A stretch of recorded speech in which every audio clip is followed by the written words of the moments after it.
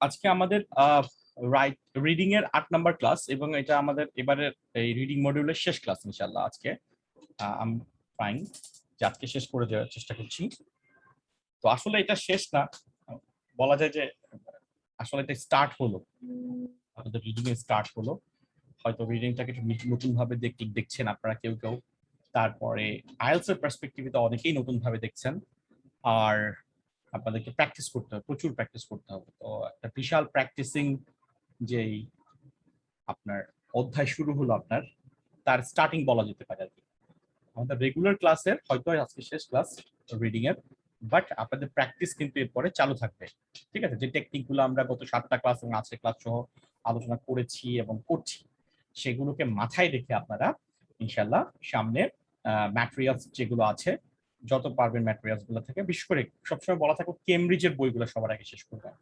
অন্যান্য বই থেকে হয়তো স্ট্র্যাটেজি নিয়ে পড়ালেখা করবেন, কিন্তু সবার আগে টার্গেট থাকলে 1 থেকে 15 নাম্বার কেমব্রিজ। আপনি যদি মনে করেন যে সব কেমব্রিজ বই পড়বেন না, তাহলে অন্তত যাই পড়বেন কেমব্রিজ বইগুলো আগে পড়বেন। যদি শেষ কেমব্রিজের 1 থেকে 16 পর্যন্ত শেষ করে আরো সময় পান, তাহলে অন্যান্য বইয়ে যাবেন, তার আগে যাওয়ার দরকার নাই। ঠিক আছে, কারণ অনেক বইয়ে আপনার স্ট্যান্ডার্ডের নিচে কম্পিটিশন, স্ট্যান্ডার্ডের বাইরে, আর কেমব্রিজের যে টেকনিকগুলো অ্যাপ্লাই করে আলটিমেটলি কোয়েশ্চেনের টেকনিক, তারপরে আলটিমেটলি আপনার রিডিং এর টেকনিক, সবগুলো যেটা আমরা দেখি সেগুলো সবসময় ফলো করে কিন্তু অন্যান্য বই অনেক সময় আপনার তৈরি করে না তাদের কম্পিটিশন গুলা।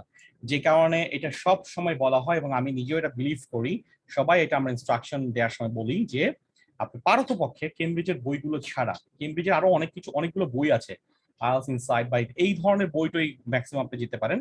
এর বাইরে অন্যান্য বই, ইভেন ব্যারন্স বা ওদের যে নিজস্ব যেই উদাহরণগুলো থাকে, পারতপক্ষে সেগুলো কখনো পড়বেন না, বিকজ ওগুলোতে আপনার মিসগাইড হওয়ার চান্স থাকে। ঠিক আছে, ওকে। তবে হ্যাঁ, কম্প্রিহেনশনের টেক্সট গুলো রিডিং ম্যাটেরিয়ালস হিসেবে পড়তে পারেন আপনি, পড়ার জন্য, ওয়ার্ড শেখার জন্য বা এর জন্য, কিন্তু বাট এক্সাম স্ট্র্যাটেজি প্র্যাকটিস করার জন্য কেমব্রিজের বইগুলোর বিকল্প আসলে কিন্তু এখনো কিছু নাই, কখনো থাকবে বলে মনে হয় না, মানে এগুলো রিয়েল কোয়েশ্চেন। ঠিক আছে, আচ্ছা, যেমন আমরা যখন ইন্টারমিডিয়েটের জন্য যখন প্রিপারেশন নিয়েছেন এইচএসসির জন্য, তো আপনার বিভিন্ন কলেজের টেস্ট পেপারে কোয়েশ্চেন আছে, আবার সালের প্রশ্ন আছে। কোনটা বেশি আপনাদের কাছে গ্রহণযোগ্য? অবশ্যই সালের প্রশ্নগুলো কিন্তু বেশি গ্রহণযোগ্য, কারণ এগুলো বোর্ডের পরীক্ষার প্রশ্ন, সাবেক বোর্ডের পরীক্ষার প্রশ্ন।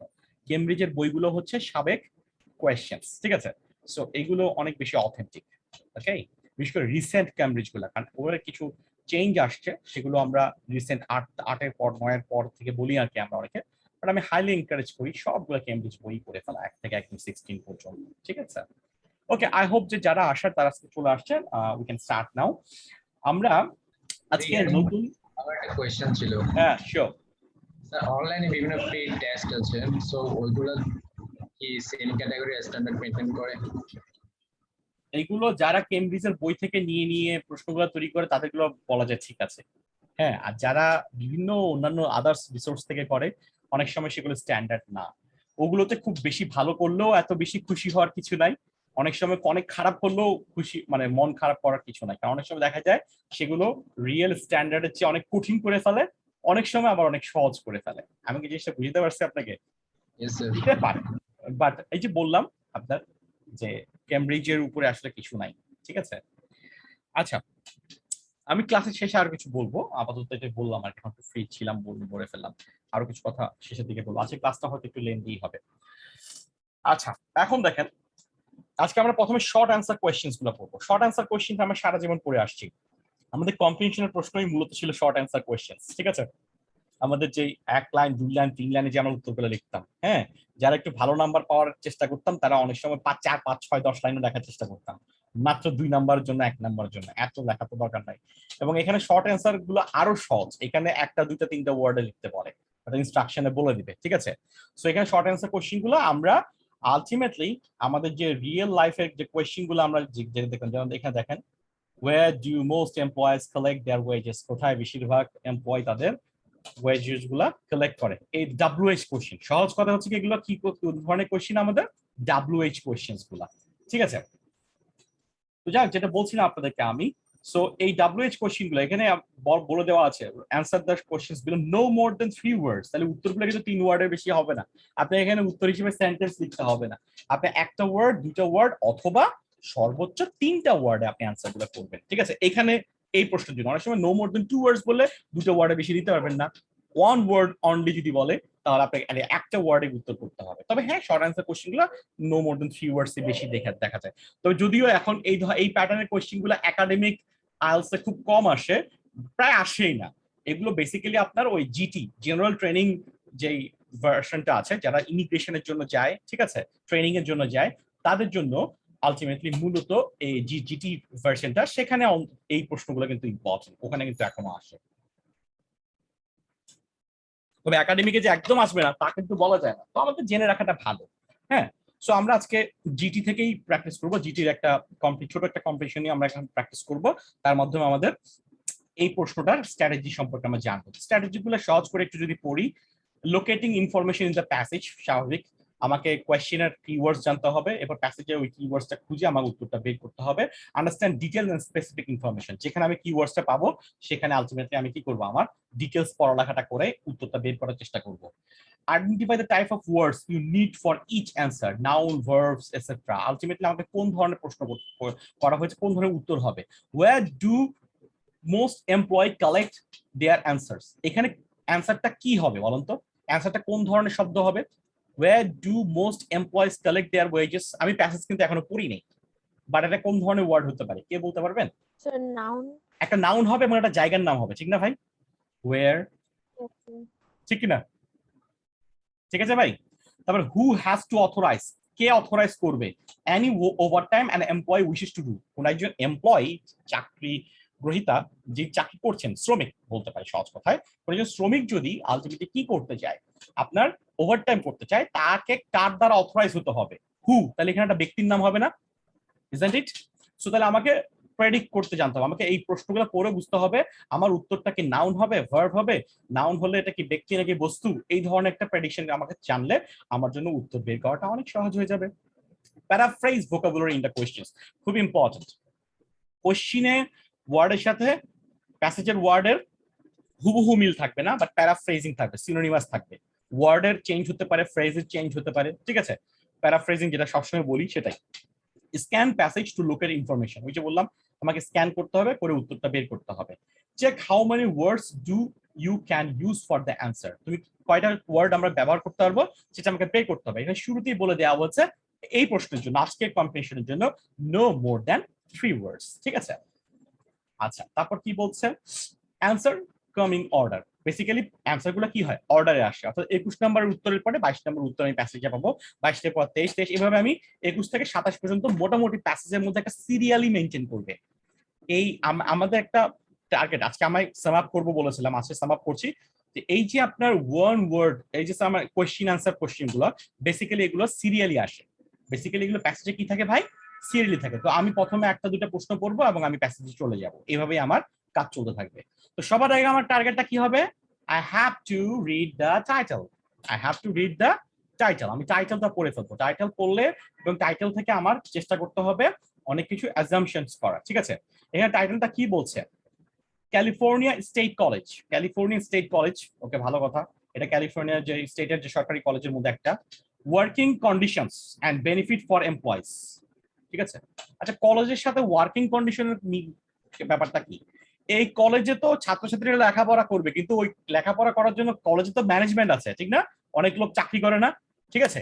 যারা চাকরি করে ওই কলেজে, তাদের ওয়ার্কিং কন্ডিশনস এবং বেনিফিট ফর এমপ্লয়িজ, ওরা যারা চাকরিজীবী হিসেবে আছে ওদের কি কি বেনিফিট আছে, এইটা নিয়ে এই প্যাসেজের মধ্যে আছে।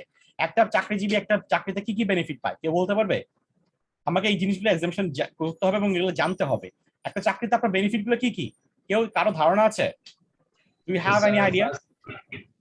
First benefit, they get salary. You will get remuneration, then আরো কিছু বেনিফিট থাকতে হবে। Second, they get experience for working. না, ওটা তো ভাই এক্সপেরিয়েন্স তো পাচ্ছেন, কিন্তু আপনার নগদে কি পাচ্ছেন, আর টাকা পাচ্ছেন আর কি, ছুটি পাচ্ছেন, ছুটি আদার্স কিছু বেনিফিট, সকালবেলা সিঙ্গারা দিয়ে চা, ঠিক আছে, বুঝতে পারছি, এগুলো কিন্তু বেনিফিট, এগুলো কিন্তু কি বেনিফিট। আপনাকে অফিসে কি করবে, ভেহিকলস দিয়ে নিয়ে যাবে নিয়ে আসবে, এটাও করতে পারে, অথবা টাকা দিতে পারে যাওয়া আসার ভাড়া। তারপর আপনি নিজের ভেহিকলস আছে নিয়ে গেছেন, ওটা পার্কিং এর জায়গা দিবে, এগুলো বেনিফিট। অনেক ধরনের বেনিফিট আছে, ঠিক আছে। বুঝতে পারছি? সো আপনাকে এই জিনিসগুলো জানতে হবে ধীরে ধীরে। আমরা রিডিং হ্যাবিটটা কেন করতে বলি, কারণ যত বেশি রিডিং করবেন এই ধরনের তথ্যগুলো আপনার জানার সুযোগটা বেশি হবে। যেমন আজকেও কিছু তথ্য আমরা পড়বো যেগুলো হয়তো কেউ কেউ আগে থেকে জানতেন, কেউ কেউ হয়তো আজকে প্রথমবারের মতো শুনবেন। ঠিক আছে, হোয়াট এভার। তাহলে আমরা এখন বলেছিলাম, আমরা টাইটেলটা পরে একটা ধারণা নিয়ে নিলাম, প্যাসেজের মধ্যে আমরা একটা কলেজের নাম বললাম, যে কলেজে আলটিমেটলি যারা চাকরি করে তাদের বেনিফিট নিয়ে আলোচনা হবে।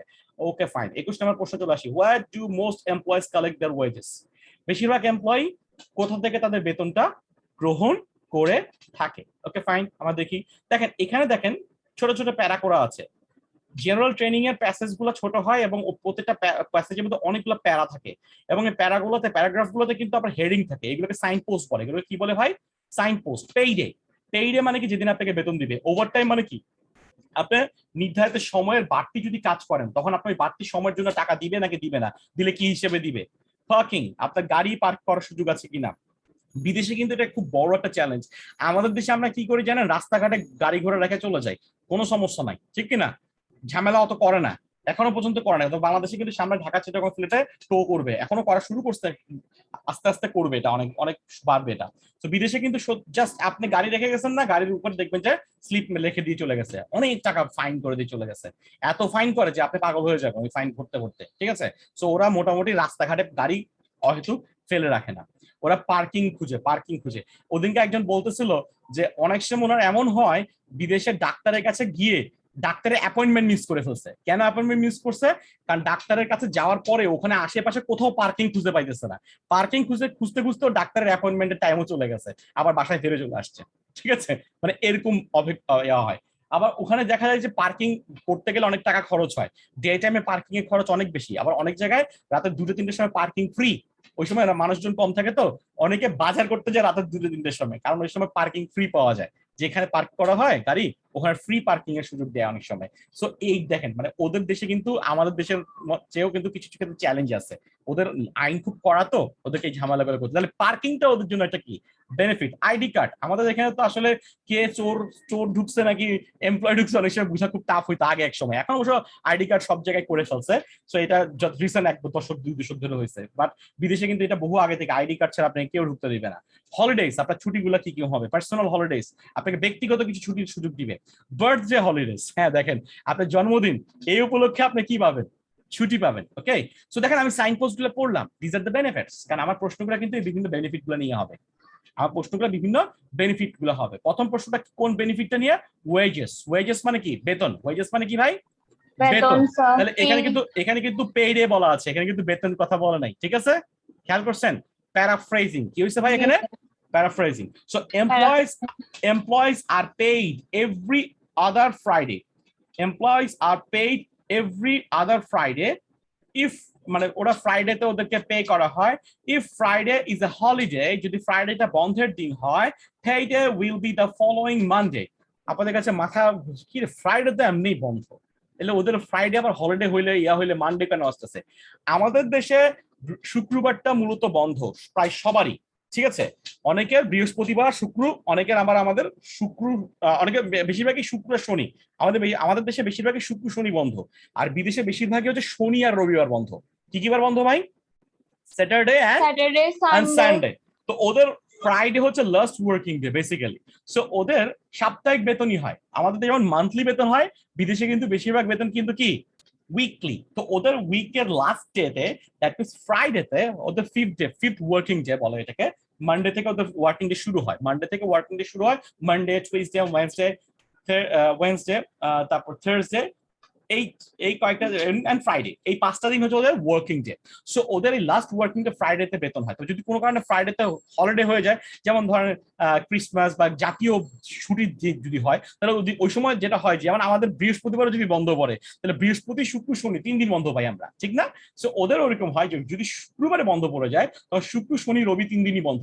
তখন পরে ওদের পেডেটা কখন হয়? যখন মানডেতে খুলে সেই মানডেতে ওরা বেতনটা দেয়, ঠিক আছে। এটা তো সহজ কথা। এটা অনেকের কাছে কঠিন লাগতে পারে। তো আমাদের দেশের সাথে হিসাবটা, ওদের পার্থক্যটা এখানে। তো ওদের বেসিক্যালি শুক্রবার দিন বেতন, কোনো কারণে শুক্রবার যদি হলিডে পড়ে যায়, জাতীয় ছুটির দিবস, তাহলে ওটা মানডেতে চলে যায়। Generally employees pick up the paychecks, ওরা কিসে করে বেতন নেয়? চেকের মাধ্যমে নেয়, in their department. If not, they may be picked up at the business office. যদি তারা ডিপার্টমেন্ট থেকে না নেয়, তারা ডিপার্টমেন্ট থেকে মূলত নেয়। ডিপার্টমেন্ট থেকে না নিলে কোথেকে নেয়?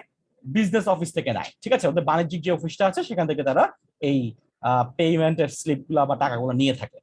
আচ্ছা, তাহলে এখন আমার প্রশ্নটা কি ছিল? Where do employees collect their wages? এমপ্লয়িরা কোথা থেকে মূলত, মোস্ট একটা শব্দ ইউজ করছে না? মোস্ট মানে কি? মূলত। মূলত তারা কোত্থেকে ওয়েজেস গুলো নেয়? তাহলে এখানে কিন্তু দুটো জায়গায় কথা বলা আছে, ডিপার্টমেন্ট থেকে নেয় আর বিজনেস অফিস থেকে নেয়। তাহলে কোনখান থেকে মূলত নেয়? ডিপার্টমেন্ট থেকে। দেয়ার ডিপার্টমেন্টস। এই উত্তর হবে কি ভাই? দেয়ার ডিপার্টমেন্টস। নো মোর দেন 3 ওয়ার্ডস। কারণ এখান থেকে মূলত নেয়। এখানে একটা মোস্ট শব্দ ইউজ করেছে। মোস্ট মানে কি? সাধারণত, বেশিরভাগ ক্ষেত্রে। বেশিরভাগ ক্ষেত্রে ওরা ডিপার্টমেন্টে তাদের এই পেমেন্ট চেকটা নিয়ে নেয়। যদি সেটা না নিতে পারে তাহলে তারা আবার কোথা থেকে পিক করে, মানে কোনো কারণে মিস করেছে, নিতে পারে নাই, তাহলে তারা আবার বিজনেস অফিস থেকে পরে গিয়ে ওই চেকটা নিয়ে নেয়। তাহলে মূলত নেয় দেয়ার ডিপার্টমেন্টস। তাহলে এখানে 7 নম্বর উত্তর কি হবে? 21 নম্বর উত্তর কি হবে? সরি, 21 নম্বর উত্তর কি হবে ভাই? দেয়ার ডিপার্টমেন্টস। সবাই বুঝতে পারছেন কিনা বলেন? আমি এই ইয়াটা দিয়ে দিব। এটা হচ্ছে কেমব্রিজ, এটা হচ্ছে কেমব্রিজ 7। কেমব্রিজ 7 এর সফট কপি আগেও দিয়েছি, আবার আজকে দিয়ে দিব। দেয়ার departments,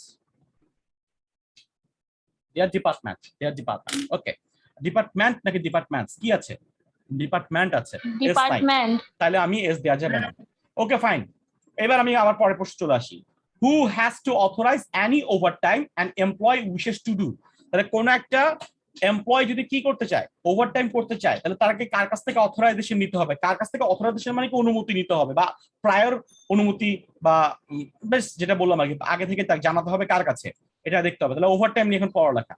all time worker work over 8 hours. All time work, all time work মানে যারা ফুল টাইম চাকরি করে ওভার 8 আওয়ার্স। কেউ যদি 8 ঘন্টার বেশি একদিনে কাজ করে, ধরুন আজকে আমি 9 ঘন্টা কাজ করলাম, তাহলে আমি 8 ঘন্টার উপর যে 1 ঘন্টা বাড়তি কাজ করলাম, তার জন্য আমি কি পাবো?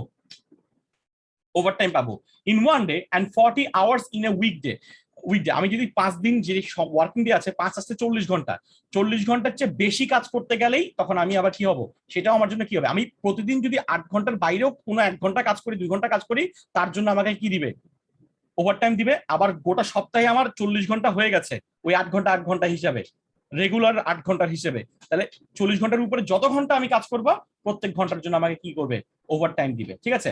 and also the first 8 hours work on the 7th day. 7th day মানে হচ্ছে কি? আমার সপ্তম দিনে যদি আমাকে, যেমন রবিবার দিন ওরা অফিস খোলা রাখছে, অনেক সময় খুব পিক আওয়ার ডে এগুলো ওরা খোলা রাখে, যেমন ক্রিসমাসের আগে টাকে রাখতে পারে ওভারটাইম দিয়ে দিয়ে। ওই সময় আলটিমেটলি যে 8 ঘন্টা আমি কাজ করব, বন্ধের দিন যে কাজগুলো করবো, প্রত্যেকটা ঘন্টার জন্য আমাকে টাকা দিবে। প্রত্যেক ঘন্টার জন্য আমাকে টাকা দিবে।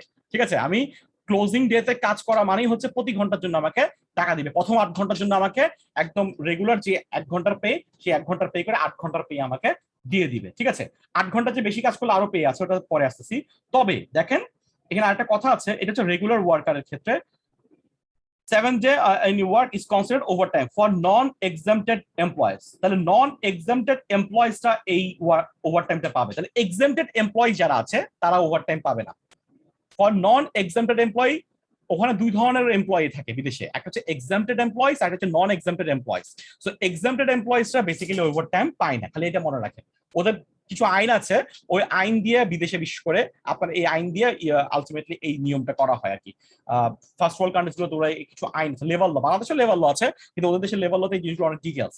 সো নন এক্সেম্পটেড যারা আছে তারা আলটিমেটলি পায়, কিন্তু এক্সেম্পটেডরা পায় না। The supervisor must approve, supervisor must approve all overtime before overtime occurs. Overtime occur হওয়ার আগেই, করার আগেই কার থেকে এটা অ্যাপ্রুভ করে নিতে হবে? কার থেকে অ্যাপ্রুভ করে নিতে হবে? সুপারভাইজার। সুপারভাইজার। এটা আমরা পড়ছি না? দেখেন, অথরাইজ, কার থেকে অথরাইজ করে নিতে হবে? অথরাইজ। আর এখানে অথরাইজ শব্দটার সিনোনিম কি ইউজ করছে ভাই? অ্যাপ্রুভ। অথরাইজ, অ্যাপ্রুভ, এটা কি ভাই? সিনোনিম। অথরাইজ অ্যাপ্রুভটা কি এখানে? সিনোনিম। তাহলে আমি ওভারটাইম করার আগেই আমার কাছ থেকে নিতে হবে? দা সুপারভাইজার। কার কাছ থেকে নিতে হবে? দা সুপারভাইজারের কাছ থেকে নিতে হবে। তাহলে আলটিমেটলি আমার এখানকার উত্তর হচ্ছে দা সুপারভাইজার। আমার 22 নম্বর উত্তর হচ্ছে কি? The supervisor. সবাই বুঝতে পারছেন ভাই? এবার দেখেন, who is not paid extra for working more than 40 hours a week. কাকে 40 আওয়ার্স এর বেশি কাজ করলেও কি করা হচ্ছে না? টাকা দেওয়া হচ্ছে না। এটাকে আমরা পড়ে ফেলছি। Yes, sir. extended worker, sir. exempt হ্যাঁ exempt এমপ্লয়, নন exemptরা পাবে, তাহলে এখানে কে পাচ্ছে না ভাই? Exempted. exempt employee, Extended. কি ছিল না exempt স্যার? exempt আচ্ছা, এমপ্লয়, exempt আচ্ছা। exempt এমপ্লয়, তাহলে নন exempt এমপ্লয়রা পাবে, তার মানে কারা পাবে না? exempt এমপ্লয়রা পাবে না, উল্টোটা নন exemptরা পাবে, তাহলে কারা পাবে না? exempt এমপ্লয়িরা পাবে না। ওকে, আমার তাহলে দুইটা প্রশ্নের উত্তর চলে আসছে 23 নাম্বারেও। এবার 24 number, why should employee go if they wish to have the parking charge taken off their salary? taken off মানে কি? কেটে নেওয়া। taken off মানে কি? take off মানে কি? take off মানে তো আমরা আবার জানি যে বিমান উড্ডয়নের ব্যাপারটা, ওটা একটা মিনিং। আর একটা মিনিং হচ্ছে কি? বেতন থেকে কেটে নেওয়া। বেতন থেকে কি ভাই? কেটে নেওয়া। তাহলে এমপ্লয়িরা কার employee should where should employ go? Where মানে কি? কোথায় যাবে? একটা জায়গার নাম। এটা কিসের নাম ভাই? একটা, যেমন 22-23 উত্তর ছিল হচ্ছে একটা ব্যক্তি, আর এখানে 23 নাম্বার কি, 24 নাম্বার কি? একটা জায়গার নাম হবে। 21 নম্বর একটা জায়গার নাম ছিল, ঠিক না? তো কোন জায়গায় যাবে এমপ্লয়িরা যদি তাদের পার্কিং এর জন্য খরচটা বেতন থেকে কেটে? কারণ ওরা পার্কিং ফ্রি পাচ্ছে না, ওদেরকে টাকা দিয়ে পার্কিং নিতে হচ্ছে, অফিসের কাছ থেকে পার্কিং। আসলে পার্কিংটা হয়তো তারাও আরেকজনের কাছ থেকে ভাড়া নিচ্ছে, সাবসিডি দিয়ে হয়তো কিছু টাকা এমপ্লয় দেয়, কিছু টাকা হয়তো অফিস দেয়, হোয়াট এভার অ্যারেঞ্জমেন্ট যাই হোক না কেন, ওদের ওখানে পার্কিং অনেক কস্টলি পার্কিং। আমাদের দেশে তো পার্কিং মানে গোটা পৃথিবী, গোটা বাংলাদেশ হচ্ছে আমাদের পার্কিং, ঠিক আছে? ওদের ওখানে এরকম না, আইন খুব কড়া, আমি তো একটু আগে আপনাদেরকে বললাম। তাহলে 24 নম্বর প্রশ্নটার মিনিংটা কি হতে পারে? কেউ একটু আমাকে আবার একটু বলবেন ভাই, 24 নম্বরের মিনিংটা কি হতে পারে? জায়গা হবে স্যার। এমপ্লয়িরা কোথায় যাবে যদি তাদের স্যালারি থেকে ওদের টাকাটা আচ্ছা, মানে আমি এমপ্লয় হিসেবে আমি চাচ্ছি আমার পার্কিং এর খরচটা আমার বেতন থেকে কেটে নেওয়া হোক। এখন আমাকে কোথায় যেতে হবে? এটা তো কি করতে হবে? জানাইতে হবে, ঠিক না? ওকে, তাহলে আমরা এখন পড়ি। তাহলে আলটিমেটলি কিন্তু এখানে আমার পরের লাইনগুলো না পড়লে চলো, তারপর আমি একটু জাস্ট দেখে যেতে পারি, ঠিক আছে? দেখলাম না, বাদ দেন, আমি এখন পার্কিং এ চলে যাব, সময় নষ্ট করব না আমরা, ঠিক আছে? পার্কিং এর ব্যাপার, all employees who will be parking in a staff parking zone must obtain A parking permit. তাহলে প্রত্যেকটা এমপ্লয় যারাই চাকরি করছে, এখানে এমপ্লয় মানে যারা চাকরি করছে, হু উইল বি পার্কিং, যারা পার্কিং করতে চায়, কেউ পাবলিক ট্রান্সপোর্টে আসতে পারে, তার তো পার্কিং এর ঝামেলা নাই। আর যে প্রাইভেট ভেহিকলস নিয়ে আসবে তাকে পার্কিং করতে হবে, তাহলে তাকে কি করতে হবে? Who will parking in the staff parking, তাকে আবার পার্কিংটা কোথায় করতে হবে? স্টাফদের জন্য যে পার্কিং এর জায়গাটা আছে সেখানে, ওই জোনে। মাস্ট অবটেইন এ পার্কিং পারমিট, তাকে শুরুতেই কি নিতে হবে? একটা পার্কিং পারমিট দিতে হবে। তাহলে আমার প্রশ্ন উত্তর কিন্তু এখন আসে নাই। এ monthly pre tax payroll deduction মানে কি? টেক অফ, একটু আগে পড়ছিলাম না ভাই, টেকেন অফ, ওই টেক অফটা এখানে আসছে। তাহলে প্রতি মাসে আমার বেতন থেকে আগে থেকে কেটে রাখা হবে, can be made by visiting human resource. এটা আমি করতে পারবো কার মাধ্যমে? ভিজিটিং হিউম্যান রিসোর্স, অর্থাৎ মানব সম্পদের বিভাগের যে লোকজন আছে তারা যখন আসবে তাদেরকে বলে আমি কি করতে পারবো? বলতে হবে যে ভাই আমি পার্কিং করব, আমার টাকাটা বেতন থেকে কেটে রাখেন। তাহলে আমি কার সাথে কথা বলতে হবে? কোন ব্যক্তির সাথে কথা বলতে হবে? Human resources. কার সাথে ভাই? Human resources. আপনারা জানেন যে কোনো প্রতিষ্ঠানে কিন্তু হিউম্যান রিসোর্স ডিপার্টমেন্ট থাকে, ওরা কিন্তু বেতন ভাতা এইসব কাটাকাটি, টাকা দেওয়ার ক্ষেত্রে ওরা হিসাব রাখবে, টাকা কাটার ক্ষেত্রে ওরা বলে দিবে, তারপর অ্যাকাউন্টস হিসাব রাখবে, বাট ওরা ওদের মাধ্যমে অ্যাপ্রুভ হয়ে আসতে হবে। তাহলে এটা উত্তরটা কি হবে? Human resources. 24 নম্বর উত্তর কি হবে ভাই? হিউম্যান। দেখেন হিউম্যান রিসোর্সেস বানানটা সবাই খেয়াল করেন, হিউম্যান রিসোর্সেস বানানটা দেখেন, এইচ বড় হাতের আর বড় হাতের, আমাকে এইটা কিন্তু এভাবে লিখতে হবে অবশ্যই। এবং রিসোর্সেস এর পরে একটা কি আছে? এস আছে। কি আছে ভাই? এস আছে, ঠিক আছে?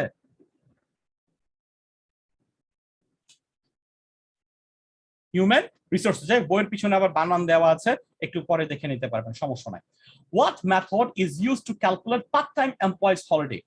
এই লাইনটার মানে কে বলতে পারবে? এই কোশ্চেনটার মানে হোয়াট মেথড, একটা পদ্ধতি, কোন পদ্ধতি ইজ ইউজ? মানে বলছে মানে পার্ট টাইম এমপ্লয়ীদের স্যার পুরোটা দেখতে পাচ্ছেন না? what method is used? হ্যাঁ হ্যাঁ স্যার দেখতেছি, মানে পার্ট টাইম এমপ্লয়ীদের হলিডেটা কিভাবে, কোন মেথডে তাদের হলিডেটা ক্যালকুলেট হয়? ছুটিগুলো ক্যালকুলেট হয়, ঠিক আছে? ওদের ছুটিগুলোকে কিভাবে হিসাব করা হয়, কোন মেথডে হিসাব করা হয়? কাদেরকে ভাই? Part time employees. তাহলে একটা মেথডের নাম পাবো আমরা, কি পাবো ভাই? মেথডের নাম পাবো, ঠিক আছে? একটা নাউন, নাউনটা কিসের নাম? মেথডের। আইডি কার্ড পড়ার দরকার আছে?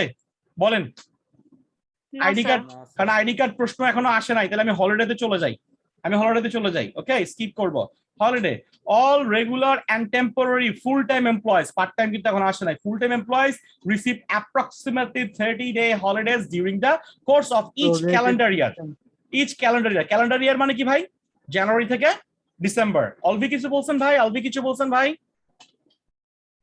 ওকে, প্রত্যেকটা আচ্ছা না, ঠিক আছে, অসুবিধা নেই, অসুবিধা রাখেন, মনে রাখেন। তাহলে ক্যালেন্ডার ইয়ারে প্রত্যেকটা ক্যালেন্ডার ইয়ারে একজন রেগুলার এবং temporary full time employee, full time মানে কি যারা পুরো সময়ের জন্য কাজ করে ওয়ার্কিং আওয়ারে, ঠিক আছে, তারা 13 দিন করে ছুটি পাবে। রেগুলার পার্ট টাইম আসছে employees will receive holiday benefits work out using a prorated system.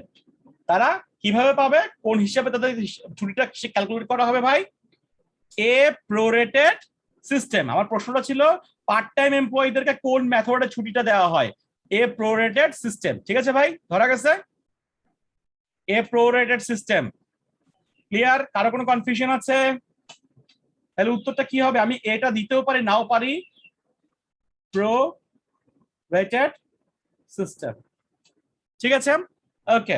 এবার দেখেন, হ্যাঁ শিওর, এটা কি এখানে একটা ওয়ার্ড হিসেবে ক্যালকুলেট হবে।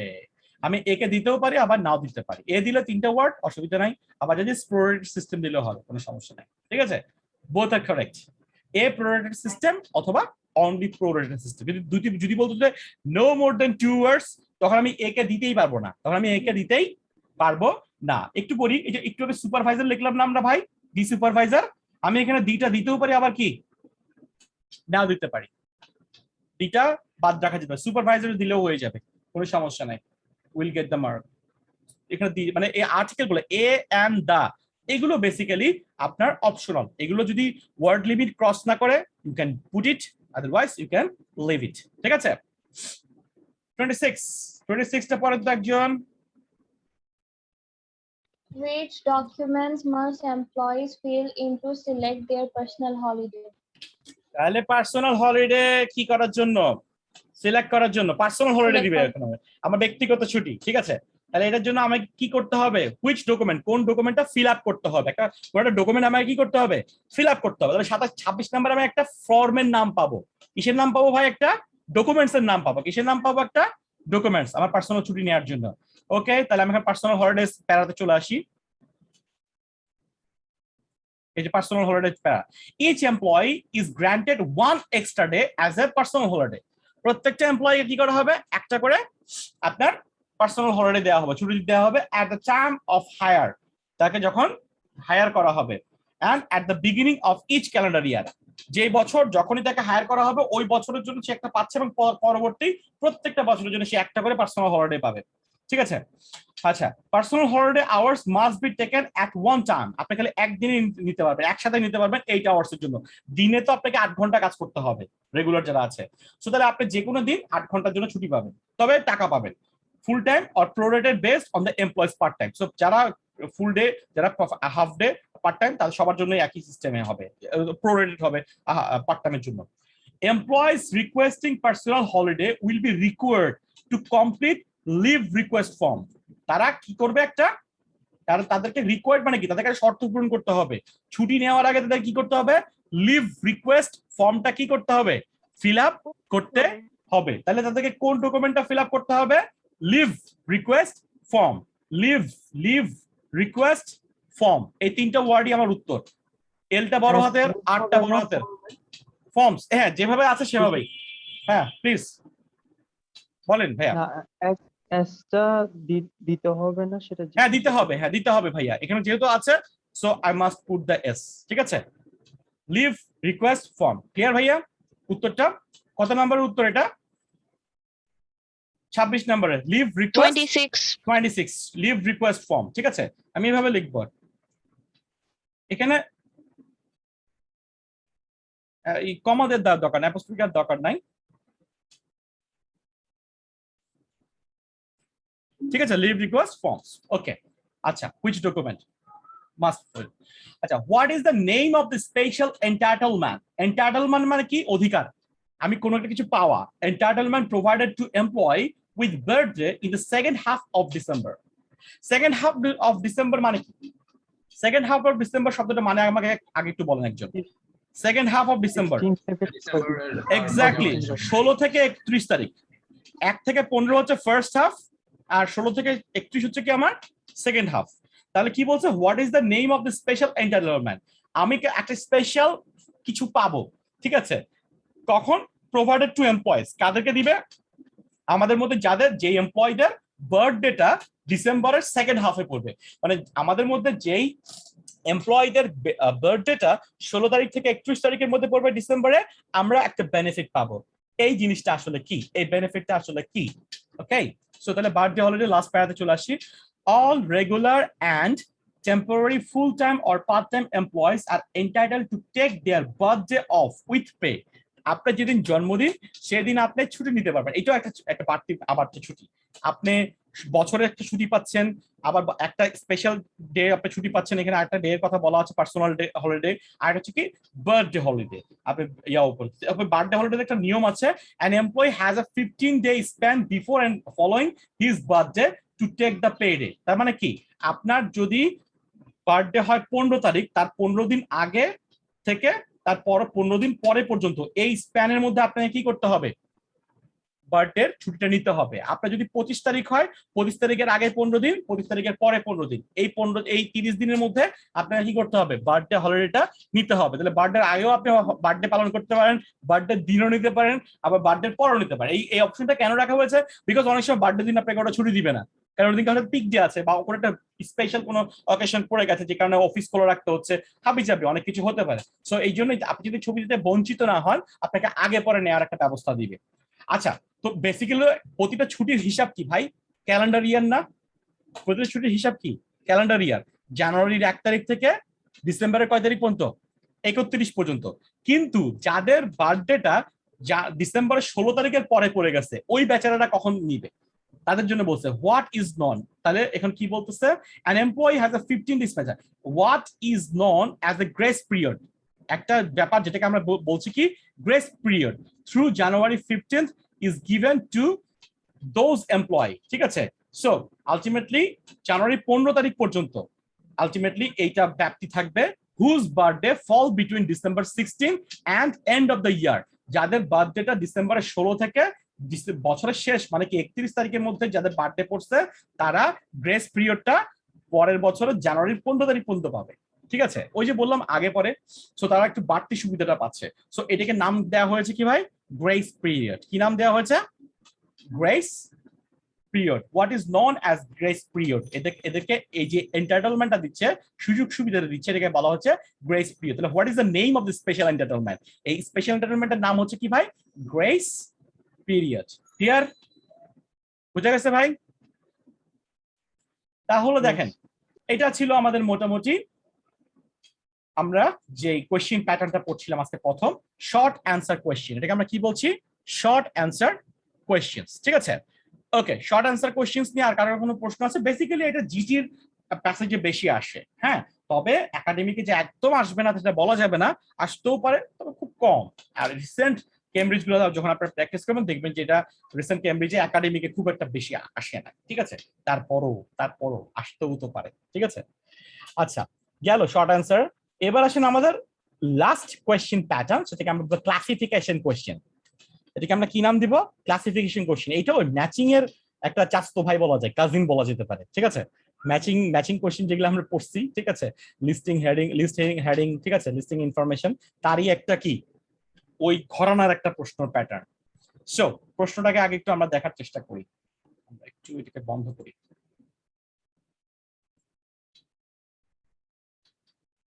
আচ্ছা, কেমব্রিজ 7 থেকে করলাম হচ্ছে আপনার শর্ট অ্যান্সার কোশ্চেন, আর ক্লাসিফিকেশনটা করবো হচ্ছে কেমব্রিজ 8 থেকে। এই দুটাই আমি আপনাদেরকে বক্সে দিয়ে দিব, মানে ফোল্ডারে দিয়ে দিব। 8 নাম্বার রিডিং এর ফোল্ডারে এই দুটোই আপনাদের থাকবে। 106।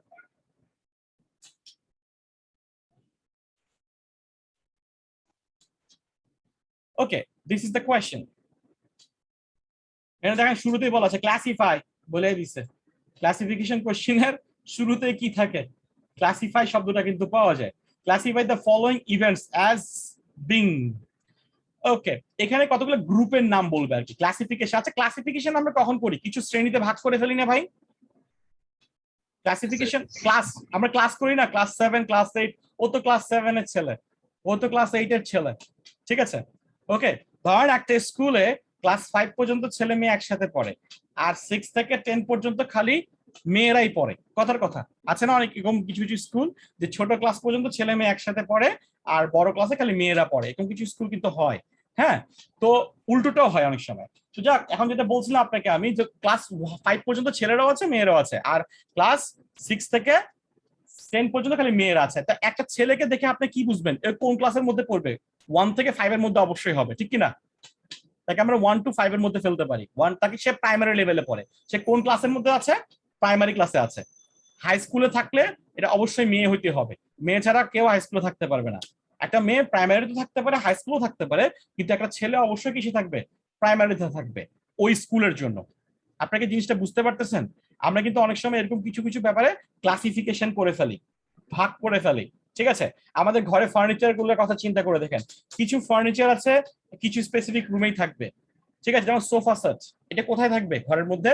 ডেফিনেটলি ড্রয়িং রুমে থাকবে। আপনি সোফা সেট কি ইয়াতে নিবেন? বেডরুমে পারতপক্ষে তো আমরা সোফা সেট নেই না।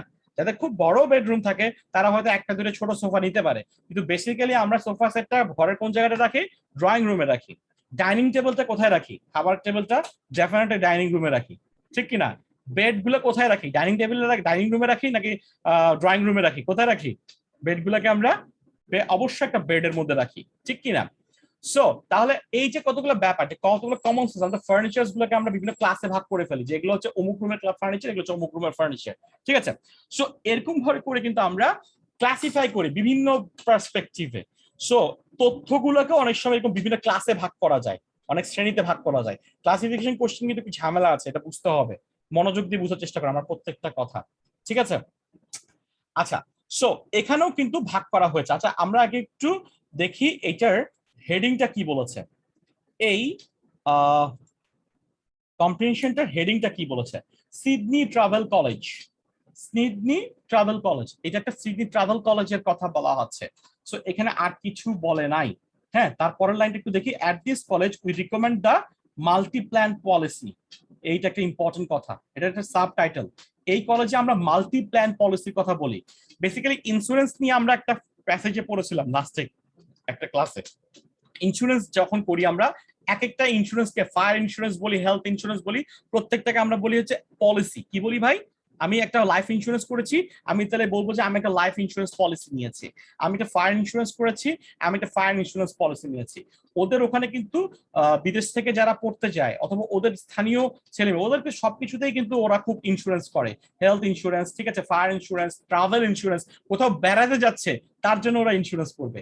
At this college we recommend multi plan policy. আমরা এখানে মাল্টি প্ল্যান পলিসিকে রিকমেন্ড করি, মানে স্টুডেন্টকে আমরা বলি যে আপনাকে মাল্টি প্ল্যান ইন্স্যুরেন্সটা করতে হবে, মাল্টি প্ল্যান ইন্স্যুরেন্সটা রাখতে হবে। ওকে ফাইন, তাহলে আমরা বুঝতে পারলাম যে এখানে ইন্স্যুরেন্স নিয়ে মূলত আলোচনা হবে এই প্যাসেজের মধ্যে। ওকে, এখানে দেখেন classify the following events as being, নিচের ইভেন্টস গুলোকে আমরা ক্লাসিফাই করবো। এখানে কি বলছে? নাম্বার এ উত্তর হবে যদি কভার্ড বাই গভর্নমেন্ট অ্যারেঞ্জমেন্ট, যদি এই ইন্স্যুরেন্সটা গভর্নমেন্টই আমাকে কভার করে দেয়। আমার ইন্স্যুরেন্সটা, আমার এখানে অনেকগুলো ঘটনা, অনেকগুলো ব্যাপার থাকবে, আমাদের পারিবারিক জীবনে অনেক ইস্যুস থাকবে, অনেক ফ্যাক্ট থাকবে, কোনটা কোন ইন্স্যুরেন্সের মধ্যে কভার হবে সেটাই আমাকে এখানে পড়তে হবে। সো যদি সেটা গভর্নমেন্ট অ্যারেঞ্জমেন্ট হয় তাহলে সেটা উত্তর হবে এ। সেটা covered by multi plan policy, multi plan policy দ্বারা যদি কভার হয় তাহলে উত্তর হবে B. Not covered by multi plan policy, যদি মাল্টি প্ল্যান পলিসি সেটা কভার না করে, মানে এখানে আমাকে ইন্স্যুরেন্স কোম্পানি বেনিফিট দিবে না, তাহলে উত্তর হবে সি। আর কভার্ড ইন সাম সিচুয়েশন, তার মানে কি কিছু কিছু ক্ষেত্রে আমাকে দিবে। তার মানে এখানে এই বিসিডি হচ্ছে মাল্টি প্ল্যান পলিসি নিয়ে, আমি একটু শেষ করি।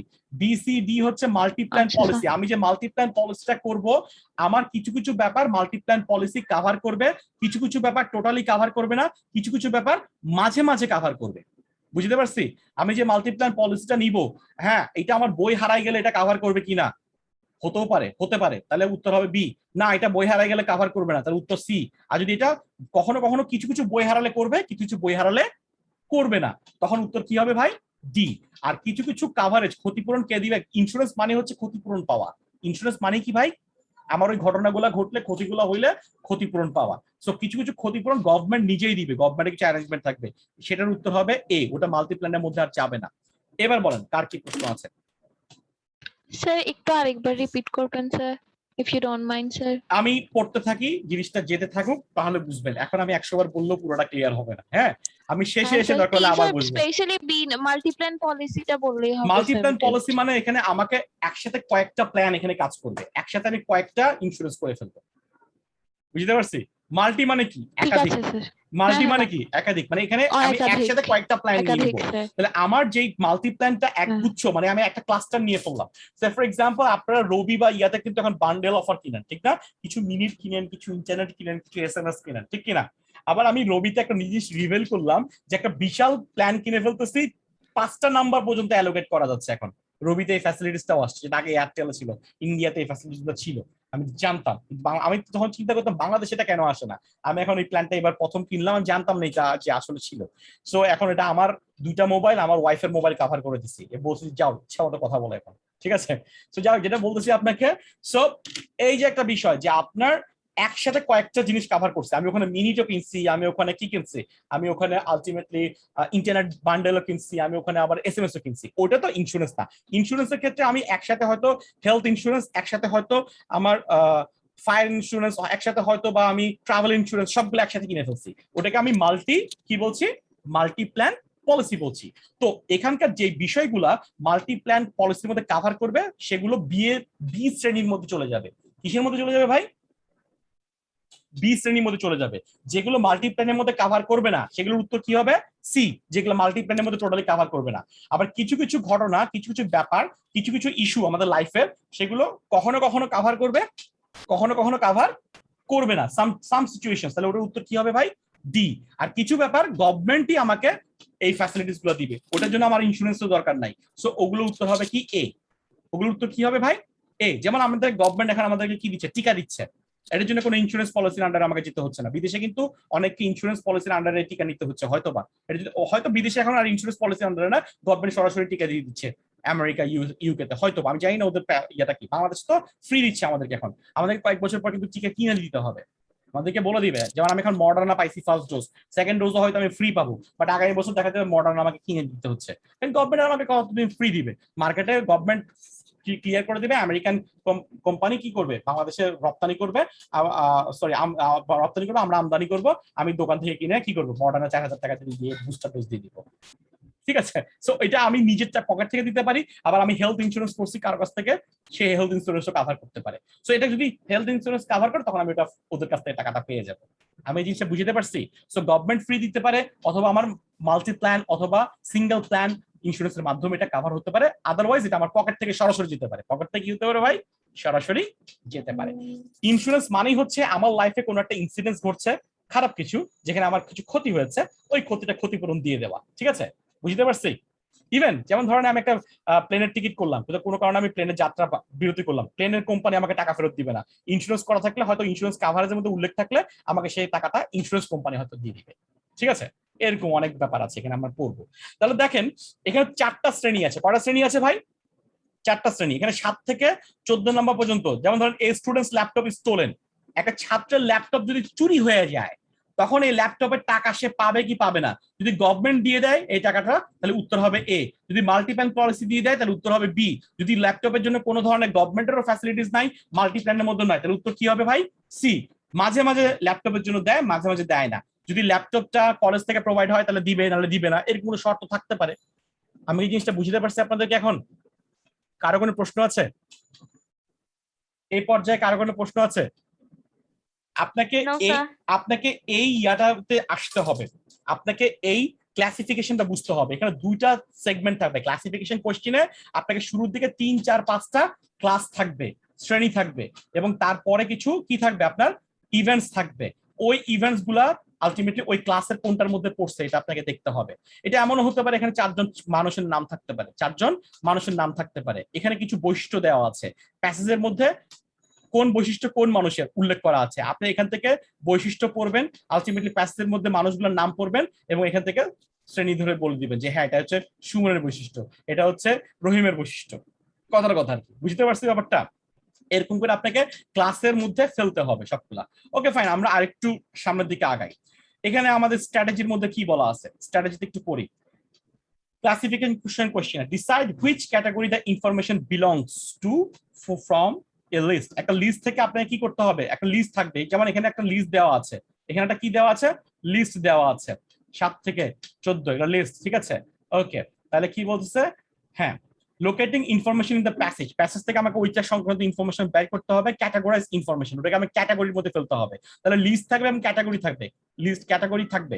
হ্যাঁ, find the information in the passage, decide which category the information belongs to, look for the paraphrase. হ্যাঁ, এখানে প্যারাফ্রেজটাও হতে পারে, সরাসরি তো উত্তর আমাকে নাও দিতে পারে। এখন এগুলো কি সিরিয়াল থাকবে? ইয়েস, এগুলো সিরিয়াল থাকবে।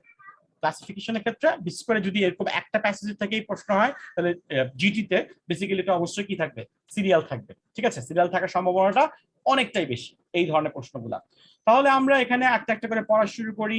প্রথমে কি বলেছে, number 7, a student travelling overseas suddenly needs hospital treatment. A student travelling overseas মানে কি, একটা স্টুডেন্ট ওভারসিজ মানে কি, দেশের বাইরে কি করতে গেছে, ট্রাভেল করতে গেছে, সাডেনলি নিডস হসপিটাল ট্রিটমেন্ট, হঠাৎ করে তার কি দরকার হয়েছে, ওই দেশে হসপিটাল ট্রিটমেন্ট দরকার হয়েছে। সে ফর এক্সাম্পল ইউকে একটা স্টুডেন্ট, এখানে ধরে নিলাম একটা ইউকে একটা কলেজ, ইউকে কোন স্টুডেন্ট যখন বাইরের দেশে বেড়াতে গেল, ওইখানে সে অসুস্থ হয়ে গেল এবং ওখানকার স্থানীয় হাসপাতালে তাকে ভর্তি করতে হয়েছে, তার ফুড পয়জনিং হয়েছে, খায়া ডায়রিয়া হয়ে গেছে ওখানে বাইরের খাবার খেয়ে। এখন ওই হাসপাতালে খরচ কে দিবে, ওই হাসপাতালে খরচ কে দিবে, ওটা কি আলটিমেটলি গভর্নমেন্টের অ্যারেঞ্জমেন্ট থেকে হবে নাকি মাল্টিপল পলিসি থেকে আসবে দেখতে হবে, নাকি পলিসি থেকে আসবে না, নাকি মাঝে মাঝে আসবে মাঝে মাঝে আসবে না, এটা আমাকে বের করতে হবে।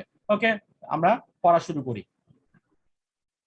খেয়াল করে দেখেন, ট্রাভেল ইন্স্যুরেন্স রিকোয়ারমেন্ট, আমার ট্রাভেল ইন্স্যুরেন্সের জন্য কি কি রিকোয়ারমেন্ট লাগবে। at this course একটা মিনিট, হ্যাঁ, at this course includes a total of 3 months travel outside Australia. এটাতে আপনি 3 মাস কি করতে পারবেন, অস্ট্রেলিয়ার আউটসাইডে আপনি কভার করবে। ট্রাভেল ইন্স্যুরেন্স ইজ কম্পালসরি, আপনাকে তখন কি করতে হবে, ট্রাভেল ইন্স্যুরেন্সটা অবশ্যই থাকতে হবে, ওই মাল্টিপ্লেনের মধ্যে ট্রাভেলটা থাকতেই হবে। If you are sick or have an accident in Australia, আপনি যদি অস্ট্রেলিয়াতে সিক হয়ে যান বা অ্যাক্সিডেন্ট হয়, your medical bills will be fully covered. আপনার অস্ট্রেলিয়ার ভিতরে যদি আপনি অসুস্থ হয়ে যান এবং আপনি মেডিকেলে ভর্তি হন, তাহলে এটা পুরোপুরি আপনার কি হবে, মেডিকেল বিলটা কভার করে ফেলবে। However you can not assume that everything will be covered overseas, ওভারসিজে আপনার সবকিছু কভার করবে না, এই ওভারসিজে গেলে আপনার হয়তো এই ইন্স্যুরেন্স সবগুলো আপনাকে কি করবে না, ওরা প্রোভাইড করবে না। So please read following requirements carefully, আপনাকে নিচের রিকোয়ারমেন্ট গুলা পড়তে হবে। দেখেন আমি এখনো পর্যন্ত কিন্তু আমার প্রশ্নের উত্তরটা পাইনি, আমার প্রশ্নে আসলে কি জানতে চাওয়া হয়েছে, প্রশ্ন জানতে চাওয়া হয়েছে ওভারসিজে গিয়ে যদি আমি হসপিটালে ভর্তি হই তখন কি আমি কাভারেজ পাবো নাকি পাবো না, এটা কিন্তু এখনো বলে নাই। মেডিকেল, ওকে, আমি যাওয়া শুরু করছি, মেডিকেলটা হচ্ছে তার মানে কি, আমি যদি কোনো একটা হাসপাতালে ভর্তি ইস্যু আসে। Australia has reciprocal medical arrangement, reciprocal মানে কি, অস্ট্রেলিয়া দেশটা পৃথিবীর আরো কিছু দেশের সাথে কি করছে, চুক্তি করেছে, ওদের দেশের নাগরিক যখন ওই দেশে গিয়ে অসুস্থ হবে সেই দেশের খরচগুলো অস্ট্রেলিয়ার সরকার বহন করবে। অ্যারেঞ্জমেন্ট উইথ দ্য গভর্নমেন্ট, এটা গভর্নমেন্ট অ্যারেঞ্জমেন্ট করেছে, অফ 8 নেশনস, 8টা দেশের সাথে, উইল বি ভিজিটিং, কি হবে, আপনারা ভিজিট করতে পারেন, ভিজিট করলে তখন তারা এই বেনিফিট গুলো পাবে। মানে অস্ট্রেলিয়ান কোনো নাগরিক বা অস্ট্রেলিয়া থেকে কোনো টুরিস্ট যখন ওই 8টা দেশে যাবে তখন তারা কি হবে, ওই হাসপাতাল, ওই দেশের হাসপাতালগুলোতে ভর্তি হলে তখন তাদের চিকিৎসা খরচগুলো এখান থেকে অস্ট্রেলিয়ান সরকার বহন করবে, ঠিক আছে। This arrangement will cover all emergency hospital treatment, all emergency মানে কি, হঠাৎ করে যদি আপনাকে কি করতে হয়, ওখানে আপনি অস্ট্রেলিয়ান নাগরিক হিসেবে ভর্তি হতে হয়, ধরেন ইউকের সাথে চুক্তি আছে, ইউকের হাসপাতালে ভর্তি হয়েছেন, তাহলে খরচগুলো কভার করবে। However, students will have to take out insurance such as multi-plan to cover the cost of all visits to doctors. তবে হ্যাঁ, আপনি যদি ওই দেশে গিয়ে হাসপাতালে ভর্তি হন নাই কিন্তু ডাক্তারে দেখাইছেন, জাস্ট ডাক্তারকে দেখাইছেন, পেটে ব্যথা করতেছে ওষুধ নেবেন, হাসপাতালে ভর্তি হন নাই, তাহলে ওই ডাক্তারের জন্য কিন্তু আবার সরকারি কোনো অ্যারেঞ্জমেন্ট নাই, ওই ডাক্তারের খরচ কিন্তু আপনাকে মাল্টিপ্ল্যান এই ইন্স্যুরেন্সটাই কিন্তু খরচ দিবে আপনাকে। হ্যাঁ, and other non emergency medical সিচুয়েশনের ক্ষেত্রে এই মাল্টিপ্ল্যান ইন্স্যুরেন্সটা কাজ করবে। আর যদি আপনি ইমার্জেন্সি ভিত্তিতে হাসপাতালে ভর্তি হতে হয় তখন কিন্তু মাল্টিপ্ল্যান কাজ করবে না, কে কাজ করবে, গভর্নমেন্টের অ্যারেঞ্জমেন্ট। তাহলে উত্তরটা কি হবে, 7 উত্তর কি হবে, এ বি সি আর ডি এর মধ্যে কোনটা হবে, এ হবে, কভার্ড বাই গভর্নমেন্ট অ্যারেঞ্জমেন্ট। হ্যাঁ, আনসার হবে এ। 7 উত্তর কি হবে ভাই? এখানে বলছে write the correct letter A B C or D in boxes 7 to 14। আপনার যে উত্তরপত্র আছে ওখানে 7 যে জায়গাটা থাকবে 7 এর পাশে আপনি জাস্ট কি লিখবেন? এ লিখবেন, you will get the mark. বুঝতে পারছি ভাই? এবার কি একটু বুঝা গেছে ক্লাসিফিকেশনের ব্যাপারটা কিছুটা? ওকে, এবার আসেন আমরা নেক্সট সাথে চলে যাই। নেক্সট কোশ্চেনটা দেখেন, a student consult a doctor regarding A minor problem while abroad.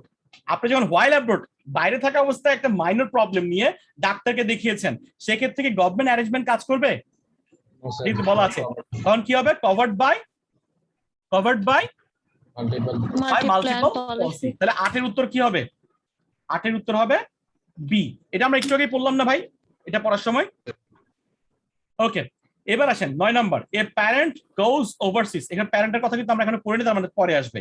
A parent goes overseas to bring an injured or sick student to Australia. বন্ধু বান্ধব মিলে আপনারা কি করতে গেছেন? অস্ট্রেলিয়া থেকে ইউকে তে বেড়াতে গেছেন। ওখানে আপনি আসার খায় পরে আপনার কোমরে ব্যথা আসছে, আপনি আর হাঁটতে পারতেছেন না। আপনার আব্বাকে অস্ট্রেলিয়া থেকে কোথায় যেতে হয়েছে? ইউকে তে যাইতে হয়েছে আপনাকে আলগায় আনার জন্য। বুঝতে পারছি? মানে আপনার প্যারেন্টস গিয়েছে। সো তখন এই প্যারেন্টস এর খরচটা কি এই ইন্স্যুরেন্স কোম্পানি দিবে নাকি দিবে না, এটা দেখার বিষয় আছে। এই খরচটা আমি পাবো নাকি পাবো না সেটা দেখার বিষয় আছে। ওকে, আমি তাহলে পড়া শুরু করি। If you have a serious accident or illness, multiplan insurance will cover the cost of your flight back to Australia. আপনি বেসিক্যালি অস্ট্রেলিয়ার বাইরে গেছেন, নিজের খরচে গেছেন, অস্ট্রেলিয়া থেকে আসছেন নিজের খরচে আসছেন। বাট আপনি যখন অস্ট্রেলিয়ার বাইরে গিয়ে অসুস্থ হয়ে যাবেন তখন আপনার একটা খুশির খবর। সেটা খবর কি? অস্ট্রেলিয়াতে আমার ফেরত আসার জন্য বিমানের যে খরচ ওটা কে দিবে? এই ইন্স্যুরেন্স কোম্পানি দিবে, আপনার খরচটা দিবে। ঠিক আছে, এটা কিন্তু এখনো প্যারেন্টস এর কথা আসে নাই। ডিপেন্ডিং অন সার্কামস্টেন্সেস, পরিস্থিতির উপর বিবেচনা করে, this may also pay for either medical personal or a family member to accompany you home. মানে সিচুয়েশন মেনটেন করে কখনো কখনো আপনার জন্য যে মেডিকেল পার্সোনাল আপনার সাথে আসবে অথবা আপনার ফ্যামিলি মেম্বার আপনাকে নিয়ে আসতে যাবে, তার খরচও এই প্ল্যান থেকে দেওয়া হতে পারে। তার মানে এটা সবসময় দিবে না, কখনো কখনো দিতে পারে, কখনো কখনো দিতে পারে। জি ভাই, পার্সোনাল মানে ব্যক্তি, মেডিকেল পার্সোনাল। হয়তো একজন নার্স গিয়েছে আপনাকে আনার জন্য বা একজন নার্স আপনাকে পৌঁছায় দিয়ে গেছে ওই ইউকে থেকে। ঠিক আছে, পার্সোনাল মানে ব্যক্তি। হ্যাঁ, আচ্ছা, তাহলে এখানে আলটিমেটলি উত্তরটা কি হবে? B, covered by the multiple policy. Covered by the multiple policy মানে অবশ্যই সবসময় দিবে, তাহলে এটা হবে না। নট কভার্ড এটা বলে নাই, তাহলে কভার্ড ইন সাম সিচুয়েশনস আপনাকে দিবে, সব সিচুয়েশনস আপনাকে দিবে না। ওটা ডিটেইলস হয়তো সেখানে বলা আছে। তাহলে 9 এর উত্তর কি হবে ভাই? D for Dhaka. For Dhaka. Okay, সবাই বুঝতেছেন? আচ্ছা, এবার আসেন 10 নম্বর, a student is treated overseas for an illness she had before leaving Australia. A student is treated overseas. Treated মানে কি ভাই? আপনি চিকিৎসা নিছেন। A student is treated overseas for illness she had before leaving Australia। এই কথাটা মানেটা কে বলতে পারবে দেখি বলুন তো? এটা খুব কঠিন একটা লাইন এক্সেন্সে কারো কারোর জন্য। এই লাইনটার মানে আপনাকে বুঝতে, অনেক সময় আমরা প্রশ্নই বুঝি না। স্যার, যে অসুস্থ হয়েছে সে যদি অস্ট্রেলিয়া থেকে ব্যাক করার আগে ওখানে সুস্থ মানে চিকিৎসাটা নিয়ে নেয়, এমন কিছু বুঝানো। থ্যাংক ইউ ওয়াজের চেষ্টা করার জন্য। আর কেউ কিছু বলবেন ভাই? স্যার, অস্ট্রেলিয়া থেকে যাওয়ার আগে যদি ওর অসুস্থতা হয় সেটার জন্য। এক্স্যাক্টলি, ব্যারাম আপনি অস্ট্রেলিয়াতে থাকতেই বাধায় ফেলছেন, তারপর যায় ইংল্যান্ডে যায় চিকিৎসা নিছেন। ঠিক আছে, বুঝতে পারছি। আপনি বাংলাদেশে অসুস্থ, এরপর গেছেন ইন্ডিয়া, এমন ইন্ডিয়াতে যাওয়ার পরে অসুস্থ আরো বেড়ে গেছে, এবার আপনি ওখানে চিকিৎসা নিছেন। তার মানে অসুস্থতাটা কিন্তু ইন্ডিয়াতে গিয়ে হয় নাই, শুরু হয়েছে কোত্থেকে? বাংলাদেশ থেকে। এখানে হচ্ছে কি, আপনি অস্ট্রেলিয়া থেকে যাচ্ছেন কোথায়? অন্য একটা দেশে। এই অসুস্থতাটা আপনার অন্য দেশে যাওয়ার পরে হয় নাই, শুরু হয়েছে কোত্থেকে? আপনি অস্ট্রেলিয়াতে থাকা অবস্থায় আপনি অসুস্থ, সেই অসুস্থ নিয়েও আপনি বেড়াইতে গেছেন এবং ওখানে গিয়ে চিকিৎসা নিছেন। তখন এই খরচটা কি আপনাকে কাভার করবে নাকি করবে না? বুঝতে পারছি? আমরা এতক্ষণ ধরে কিন্তু পড়ছিলাম হচ্ছে ওখানে গিয়ে অসুস্থ হয়েছেন, আর এখন আমরা কি বললাম? অসুস্থ হয়েছেন অস্ট্রেলিয়াতে, বা চিকিৎসা নিছেন কোথায় গিয়ে? অস্ট্রেলিয়ার বাহিরে গিয়ে। ঠিক আছে, তখন আপনার এইটা গভর্নমেন্ট অ্যারেঞ্জমেন্ট অথবা ওই মাল্টিপ্ল্যান অ্যারেঞ্জমেন্টের মধ্যে আসবে নাকি আসবে না সেটা আমাদেরকে জানতে হবে। So Multiplan insurance may not cover all pre existing medical condition. Pre মানে কি?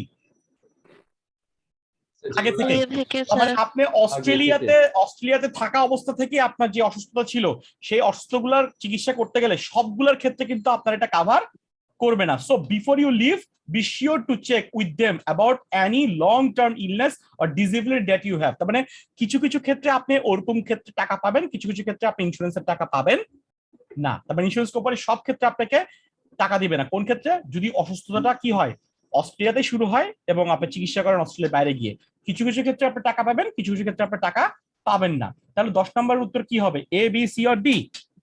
ডি। বি বাংলাদেশ, ডি হবে। ডি হবে, D Dhaka. Sir covered in some situation, কিছু অসুখের ক্ষেত্রে দিবে, কিছু অসুখের ক্ষেত্রে দিবে না। ঠিক আছে ভাই, বুঝা গেছে কিনা বলেন? এবার দেখেন 11 number, a student who requires medical treatment has lost his her travel insurance card.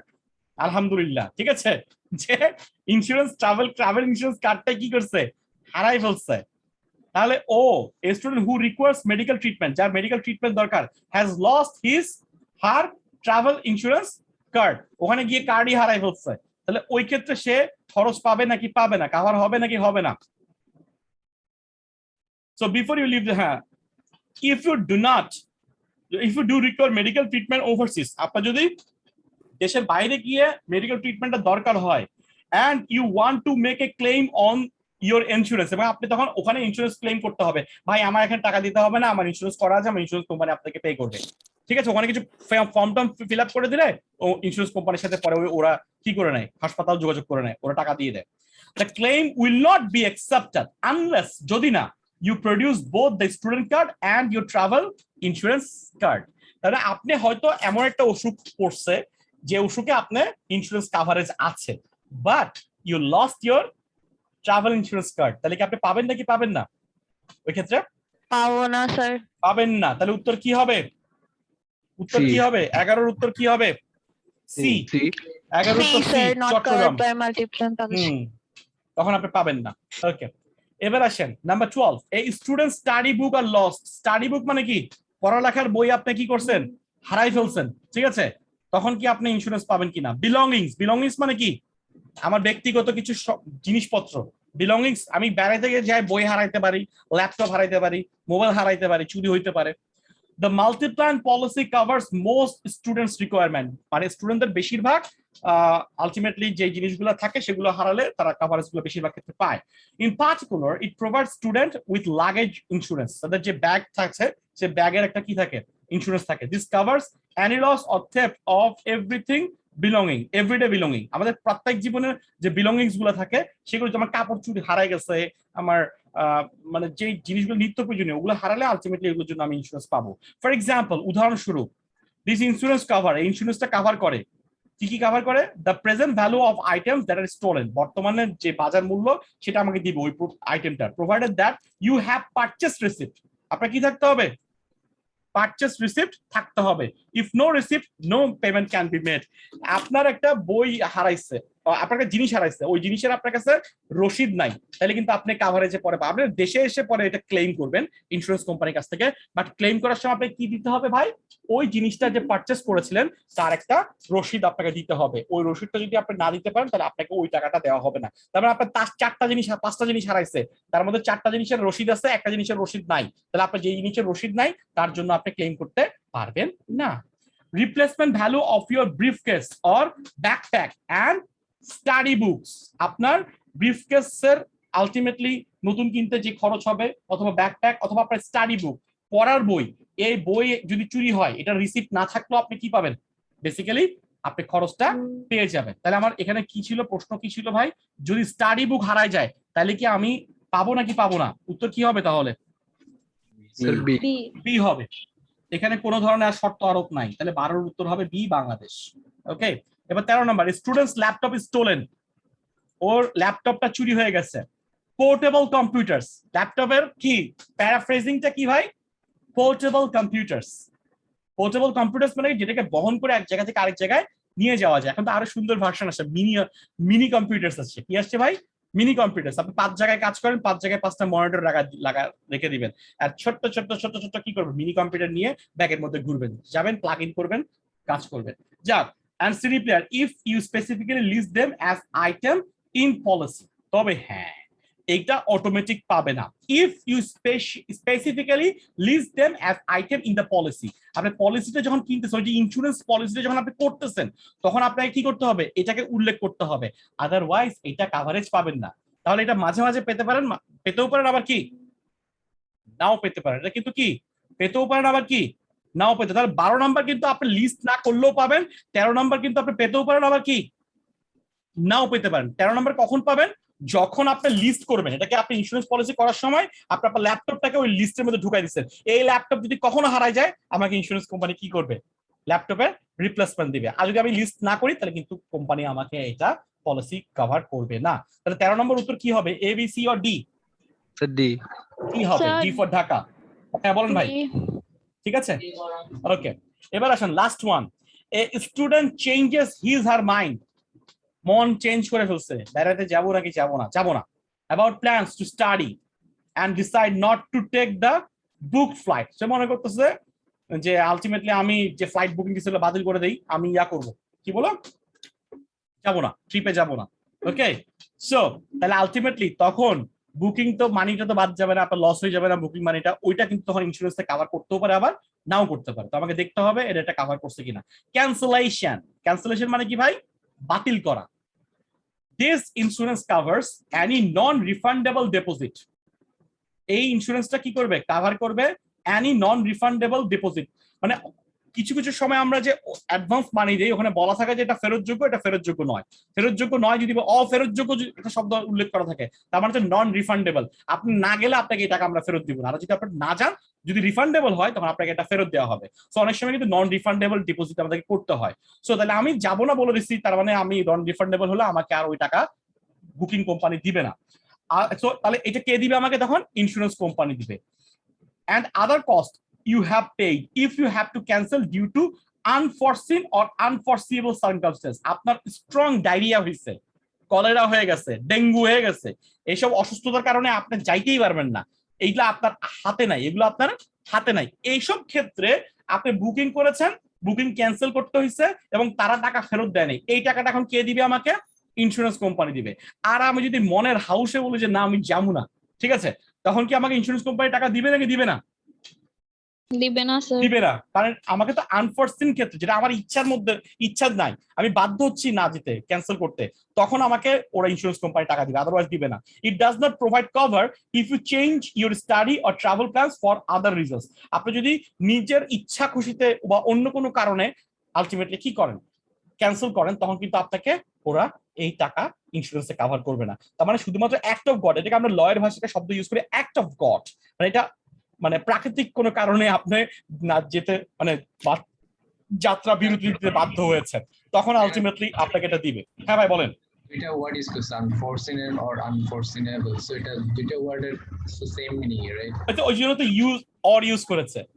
আনফোরসিন মানে কি, আমি এটা আগে থেকে জানতাম না যে আমার ডেঙ্গু হবে, ঠিক আছে, আমার যে ডেঙ্গু হবে এটা আমি আগে থেকে জানতাম না, আনফোরসিন, বুঝতে পারছি, যেটা আগে থেকে প্রেডিক্ট করা যায় না। আমি 1 মাস আগে থেকে বুকিং করেছি এবং আমার জাস্ট ট্রাভেলিং এর 4 দিন আগে আমার ডেঙ্গু ধরা পড়ছে, এটা তো আমার হাতে ছিল না, এটা আমার কল্পনার মধ্যেও ছিল না, কল্পনাতীত, এটা আমার কি ছিল, কল্পনাতীত, ঠিক আছে, ওকে। তাহলে শুধুমাত্র এই ক্ষেত্রে, তার মানে এটা আমাকে সবসময় দিবে না, দিবে আবার সবসময় দিবে না, তাহলে এটা কি হবে, এ বি সি ডি, কোনটা হবে? C sir. হুম, আচ্ছা সি না, সি তো না স্যার, কারণ ক্যান্সেল করলে তো নট কভার্ড। হ্যাঁ, এটা ইচ্ছা করে ক্যান্সেল করলে নট কভার, তাহলে এটা সি হবে। 14 নম্বর উত্তর কি হবে ভাই? হ্যাঁ রাইট, সি সি। 14, হ্যাঁ, ট্র্যাপড হয়ে যাবেন না কিন্তু আবার, ঠিক আছে, সি নাম্বার। বুঝা গেছে ভাই, ক্লিয়ার? এই ক্লাসিফিকেশনের কোশ্চেনটা আমি আজকে করে দিলাম, তো কালকে আপনারা দিনে প্রথম একটা কাজ করবেন, 20 মিনিট সময় নিয়ে এটা আবার নিজে নিজে একবার করবেন, করে আমার ভিডিওটা আবার দেখবেন, ঠিক আছে? এটা একটু কঠিন প্রশ্ন, এটা একটু কঠিন প্রশ্ন, হ্যাঁ, ওকে। ক্লাসিফিকেশনটা, কারণ ক্লাসিফিকেশনটা অনেকে, মানে যাদের রিডিং হ্যাবিট একদমই নাই, তাদের জন্য ক্লাসিফিকেশনটা জমের মতো কাজ করে, ঠিক আছে, তারা ক্লাসিফিকেশনটা ধরতেই পারে না, কিসের ভিত্তিতে ক্লাসিফাই করা হচ্ছে? এই যে আমি বললাম যে এখানে 4টা ব্যাপার আছে, গভর্নমেন্টের কাভারেজ, আবার কি মাল্টিপ্যান সবসময় কাভার করবে, আবার মাল্টিপ্যান টোটালি কাভার করবে না, মাঝে মাঝে কাভার করবে। এইটা ধরতে ধরতে অনেকে কিয়ামত হয়ে যাবে। বুঝতে পারছি ভাই? ক্লিয়ার? আবার অনেকের ইন্স্যুরেন্স নিয়ে কোনো প্রায়র নলেজই থাকে না। যাদের ইন্স্যুরেন্স নিয়ে প্রায়র নলেজ নাই তারা এটা কিছুই পারবে না, এটা একটা বড় সমস্যা। এই জন্যই তো আমরা বলি যে রিড অ্যান্ড রিড। আপনাকে এইসব প্রাত্যহিক জীবনের এইসব সাধারণ ব্যাপারগুলো, আমাদের দেশের জন্য ইন্স্যুরেন্সটা হয়তো সাধারণ ব্যাপার নয়, কিন্তু বইয়ের বিশ্বের জন্য এটা খুবই সাধারণ একটা ইস্যুস। এটা ওদের 10-12 বছরের বাচ্চারাও ইন্স্যুরেন্সের ব্যাপারগুলো বুঝে। ঠিক আছে, সো আমাদেরকে এগুলো কি করতে হবে? পড়ে পড়ে বুঝতে হবে। ঠিক আছে, ক্লিয়ার? তাহলে আমাদের যে লাস্ট দুটো কোয়েশ্চেন প্যাটার্ন ছিল সেটা হচ্ছে শর্ট অ্যান্সার কোয়েশ্চেন আর ক্লাসিফিকেশন, সেগুলো আমরা শেষ করলাম। সো মোটামুটি আলহামদুলিল্লাহ আমাদের যতগুলা কোয়েশ্চেন প্যাটার্ন ছিল আমি সবগুলোই কভার করে ফেলেছি। হ্যাঁ, মূলত যেগুলো ছিল, খালি একটা হয়তো সরাসরি কভার করিনি, সেটা আমি এখন পড়ানোর সময় বলে দিব। ঠিক আছে,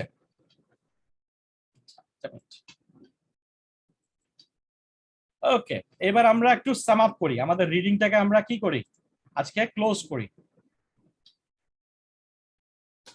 সো রিডিং ট্রিক্স, আমরা কিছু ট্রিক্স শিখবো। হ্যাঁ, শিখেছি, অনেকগুলো আলোচনা আগেও করা হয়েছে। ফার্স্ট কথা হচ্ছে কোয়েশ্চেন প্যাটার্ন। কোয়েশ্চেন প্যাটার্ন গুলো কি কি হচ্ছে? মূলত আমাদের 14 ধরনের প্রশ্ন আসে। কয় ধরনের প্রশ্ন আসে? 14 ধরনের। ঠিক আছে, ম্যাচিং হেডিং, ম্যাচিং হেডিং করছি না ভাই আমরা? ম্যাচিং সেন্টেন্স এন্ডিং, এইটা না করলেও আমরা এটা পারবো, একটু পরে যাচ্ছি। ম্যাচিং প্যারাগ্রাফ ইনফরমেশন সরাসরি করছি, ক্লাসিফিকেশন একটু আগে করলাম, লিস্ট সিলেকশন করছি, true false not given, yes no not given করছি, মাল্টিপল চয়েস কোশ্চেন 2 রকমের করছি। ঠিক আছে, তারপরে সামারি কমপ্লিশন আলহামদুলিল্লাহ করছি, সেন্টেন্স কমপ্লিশন করা হয়েছে বা সমস্যা নাই, এটাও পারা যাবে। টেবল কমপ্লিশন, এটা আমি সরাসরি করানি কিন্তু এটা আমরা পারবো। ফ্লো চার্ট কমপ্লিশন আর টেবল কমপ্লিশন কাছাকাছি বলা যায়। ডায়াগ্রাম কমপ্লিশন, ঠিক আছে, এটা আমরা করি নাই কিন্তু এটা আমরা এখন দেখলে বুঝবো যে এটা কিভাবে করতে হয়। এটা কমপ্লিশন কোশ্চেন গুলো সব প্রায় সেম, 9, 10, 11, 12। শর্ট অ্যান্সার কোশ্চেন আজকে লাস্টে আমরা এখন করলাম। আমরা এগুলো কোশ্চেন গুলো একটু চেহারা দেখি। ম্যাচিং হেডিং কোশ্চেন, চেহারাটা পরিচিত মনে হইতেছে?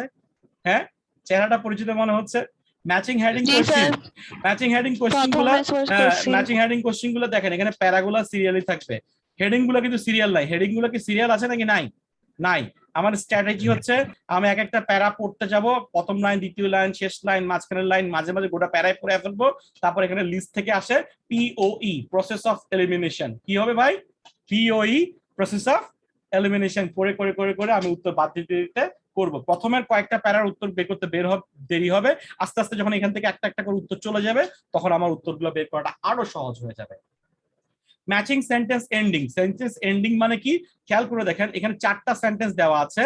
ঠিক আছে, এই 4টা কোয়েশ্চেন 1 to 4, এই 4টা সেন্টেন্স দেওয়া আছে বাট ইনকমপ্লিট। এই সেন্টেন্স গুলো কি ভাই? সেন্টেন্স গুলো কি? ইনকমপ্লিট। এই সেন্টেন্স গুলো কমপ্লিট করার জন্য নিচ থেকে আমি অপশন গুলোকে নিব, ABCDEF। এগুলো কোনগুলো? মানে অর্ধেক সেন্টেন্স এখানে আছে, অর্ধেক সেন্টেন্স নিচের বক্সের মধ্যে আছে।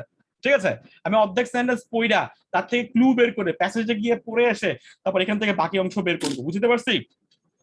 এটাকে আমরা কি বলি? Matching sentence ending.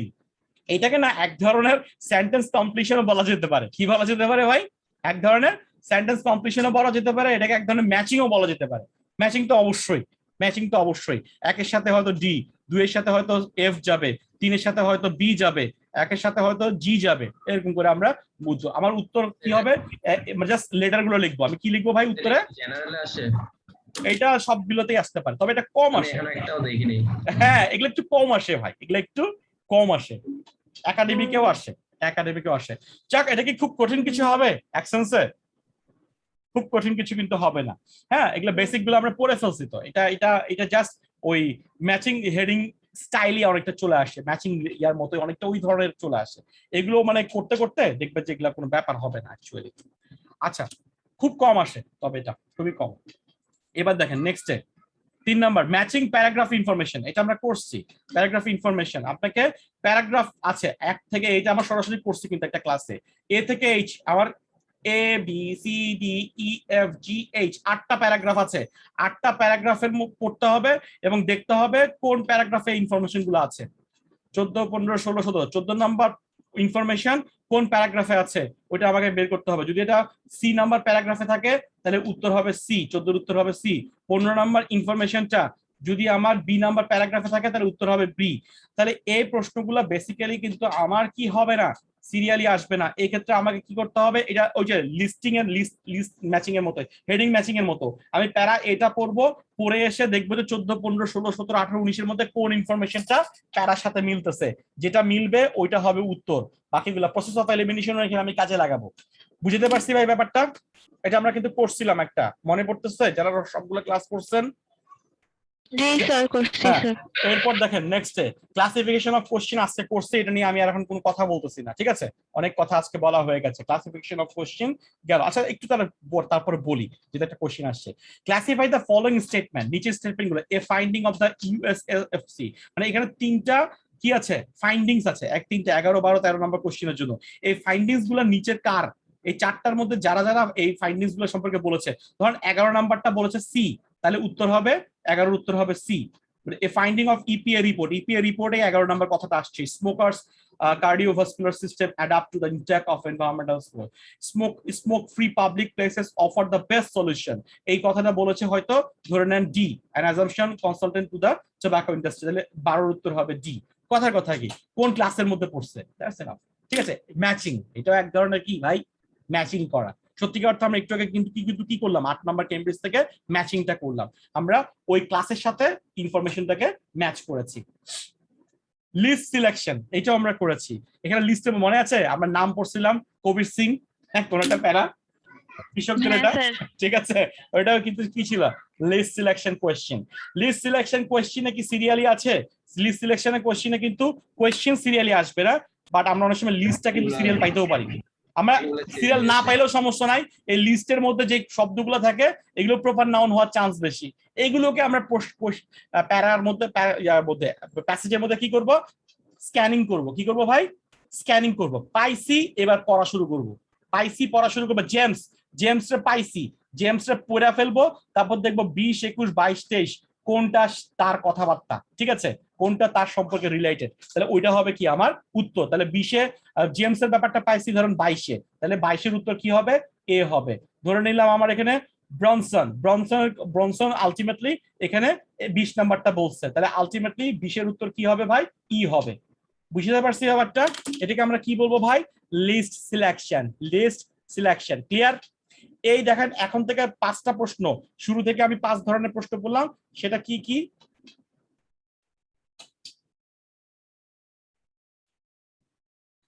এক নাম্বার হচ্ছে ম্যাচিং হেডিং, 2 নাম্বার হচ্ছে ম্যাচিং সেন্টেন্স এন্ডিং, 3 নাম্বার হচ্ছে আপনার matching paragraph information, classification, list selection. এগুলো সবগুলো হচ্ছে প্রায় ম্যাচিং ঝামেলা, ঠিক আছে? ম্যাচ করানো, কি করানো ভাই, ম্যাচ করানো টাইপের। হ্যাঁ, সো যাদের কাছে কঠিন লাগতেছে আমি আপনাদেরকে বলবো যে একদমই ভয় পাবেন না, স্ট্র্যাটেজি গুলো তো আমরা পড়েছি, আপনি এগুলো ধরে ধরে কি করবেন, প্র্যাকটিস করতে হবে। এক একটা কোশ্চেন আসতেছে, সময়ের দিকে প্রথম থেকে চিন্তাই করার দরকার নাই, কিছুদিন প্র্যাকটিস করেন দেখবেন যেগুলো মুখস্থের মতো হয়ে গেছে, একদম টেনশন করার কিছু নাই। 6 আর 7 কি ছিল, true false not given, yes no not given. True false এর ক্ষেত্রে কি হবে, প্যাসেজের ইনফরমেশন যদি মিলে যায়, প্যাসেজের ইনফরমেশনের সাথে এখানে প্রশ্নের ইনফরমেশন 1 থেকে 8, 1 থেকে 6, 1 থেকে 5 আমাকে ইনফরমেশন দিবে, এই ইনফরমেশনের সাথে প্যাসেজের ইনফরমেশন মিলে গেলে প্যারাফ্রেজিং হবে, বাট মিলে গেলে এটা কি হবে, ট্রু হবে। আর যদি উল্টো হয় তাহলে কি হবে, ফলস হবে। আর যদি এই ব্যাপারে সরাসরি কিছু বলার না থাকে তাহলে কি হবে, নট গিভেন, ঠিক আছে? আর ইয়েস নো নট গিভেন কি হবে, ওখানে লেখক রাইটারের বক্তব্য আছে প্যাসেজের মধ্যে, রাইটারের বক্তব্যের সাথে এখানে কোয়েশ্চেনের বক্তব্য 32, 33, 34, 35 এর বক্তব্য এবং রাইটারের বক্তব্য প্যাসেজের বক্তব্য যদি মিলে যায় তাহলে উত্তর হবে ইয়েস। যদি বিপরীত হয়, কন্ট্রাডিক্ট করে, বিপরীত হয় মানে কি, কন্ট্রাডিক্ট করে, তাহলে উত্তর হবে নো। আর যদি রাইটার এই ব্যাপারে সঠিক বলেছেন নাকি বলেন নাই, টোটাল ব্যাপারটা ফাইন্ড আউট করা যাচ্ছে না, তাহলে এটা কি হবে আপনার, নট গিভেন। এই yes no not given, true false not given, এই দুটোর আপনার একটা জায়গায় মিল আছে। এদের প্রশ্নের উত্তরগুলা বেসিক্যালি প্যাসেজে সিরিয়ালি থাকে, আমরা প্র্যাকটিস করার সময় কিন্তু প্রায় পেয়েছি সেটা, ঠিক আছে? তবে যদি প্যাসেজ 1 এবং প্যাসেজ 2 তে থাকে ডেফিনেটলি সিরিয়ালি থাকবে। যদি প্যাসেজ 3 তে আসে, এবং দেখেন একটা জিনিস ভালো করে খেয়াল করেন, প্রত্যেকটা প্যাসেজে কিন্তু প্রায় থেকে 13 অথবা 1 থেকে 14টা কোশ্চেন থাকে, ঠিক না ভাই? এটা তো ধরতে পারছেন না? একাডেমিকে আমি কিসের কথা বলতেছি ভাই? একাডেমিকে প্রত্যেকটা প্যাসেজের পরে 13টা অথবা 14টা প্রশ্ন থাকে। যদি yes, no, not given, true, false, not given basically প্রথম দিকের প্রশ্নগুলো হয় ওই প্যাসেজের জন্য, তাহলে ডেফিনেটলি এটা কি থাকবে? সিরিয়ালি থাকবে। বাট যদি এটা শেষের দিকে প্রশ্ন হয় তখন কিন্তু মাঝে মাঝে একটু একটু কোনো ক্যামব্রিজ আপনারা পাবেন, একটু এদিক ওদিক হলেও হতে পারে, ঠিক আছে? তবে বেশিরভাগ সময় আমার অভিজ্ঞতা এবং অন্যান্য ইনস্ট্রাক্টরদেরও মতামত হচ্ছে yes, no, not given, true, false, not given question গুলোতে বেসিক্যালি কোয়েশ্চেনের সিরিয়ালেই আপনার প্যাসেজের মধ্যে আমরা উত্তরগুলা পেয়ে যাই। আর নট গিভেন কখন হয়? দুটা উত্তরের মাঝখানে যদি কিছুই মানে পড়ে যায় তখন আলটিমেটলি না পাই, তাহলে ওটা নট গিভেন হওয়াটার চান্সই বেশি। নট গিভেনটা তো আসলে প্যাসেজে খুঁজেও পাওয়া যাবে না। ধরেন আমি 1 নম্বরের উত্তর পাইছি, 2 নম্বরের উত্তর পাইছি, 3 নম্বরের উত্তর পাচ্ছি না, 4 নম্বরের উত্তর পাইছি, 3 নম্বরের উত্তর পাইনি মানে মোটামুটি ধরে নিতে হবে it is not given, it is not given. কারো কোনো প্রশ্ন আছে ভাই? এনি কোয়েশ্চেন এই পর্যন্ত? এবার আসেন মাল্টিপল চয়েস কোয়েশ্চেন দুই রকম, একটা হচ্ছে ABC D 4টা উত্তর থেকে একটা বেছে নিতে হবে, আবার আরেকটা হতে পারে কি 2-3টা উত্তর বেছে নিতে হবে। এই দুটোই কিন্তু আমরা করছি। এই দুই ধরনের প্রশ্ন কিন্তু আমাদের মাল্টিপল চয়েস এইটা করছি আমরা শুরুর দিকে ক্লাসের সময়, যেখানে একটা প্রশ্ন থাকবে তার নিচে কি এগুলো কিন্তু আবার সেন্টেন্স কমপ্লিশনও হতে পারে। যে মনে আছে সেন্টেন্স কমপ্লিট করা, অর্ধেক সেন্টেন্স আছে, বাকি অর্ধেকগুলো এই ABC D এর মধ্যে যে কোনো একটা হবে, ঠিক আছে? এরকমও হতে পারে। আবার এটা পুরো প্রশ্ন শেষ হয়েছে, উত্তর এখানে থাকতে পারে, দুটোই হতে পারে, ঠিক আছে? এটা আপনার আমরা লিস্টিং এও এটা পড়েছি, বা সামনে যারা লিস্টিং করবেন তারাও এটা পাবেন, ওখানেও কিন্তু এই ধরনের প্রশ্ন আছে। এই মাল্টিপল চয়েস দুটোই ওখানে আছে।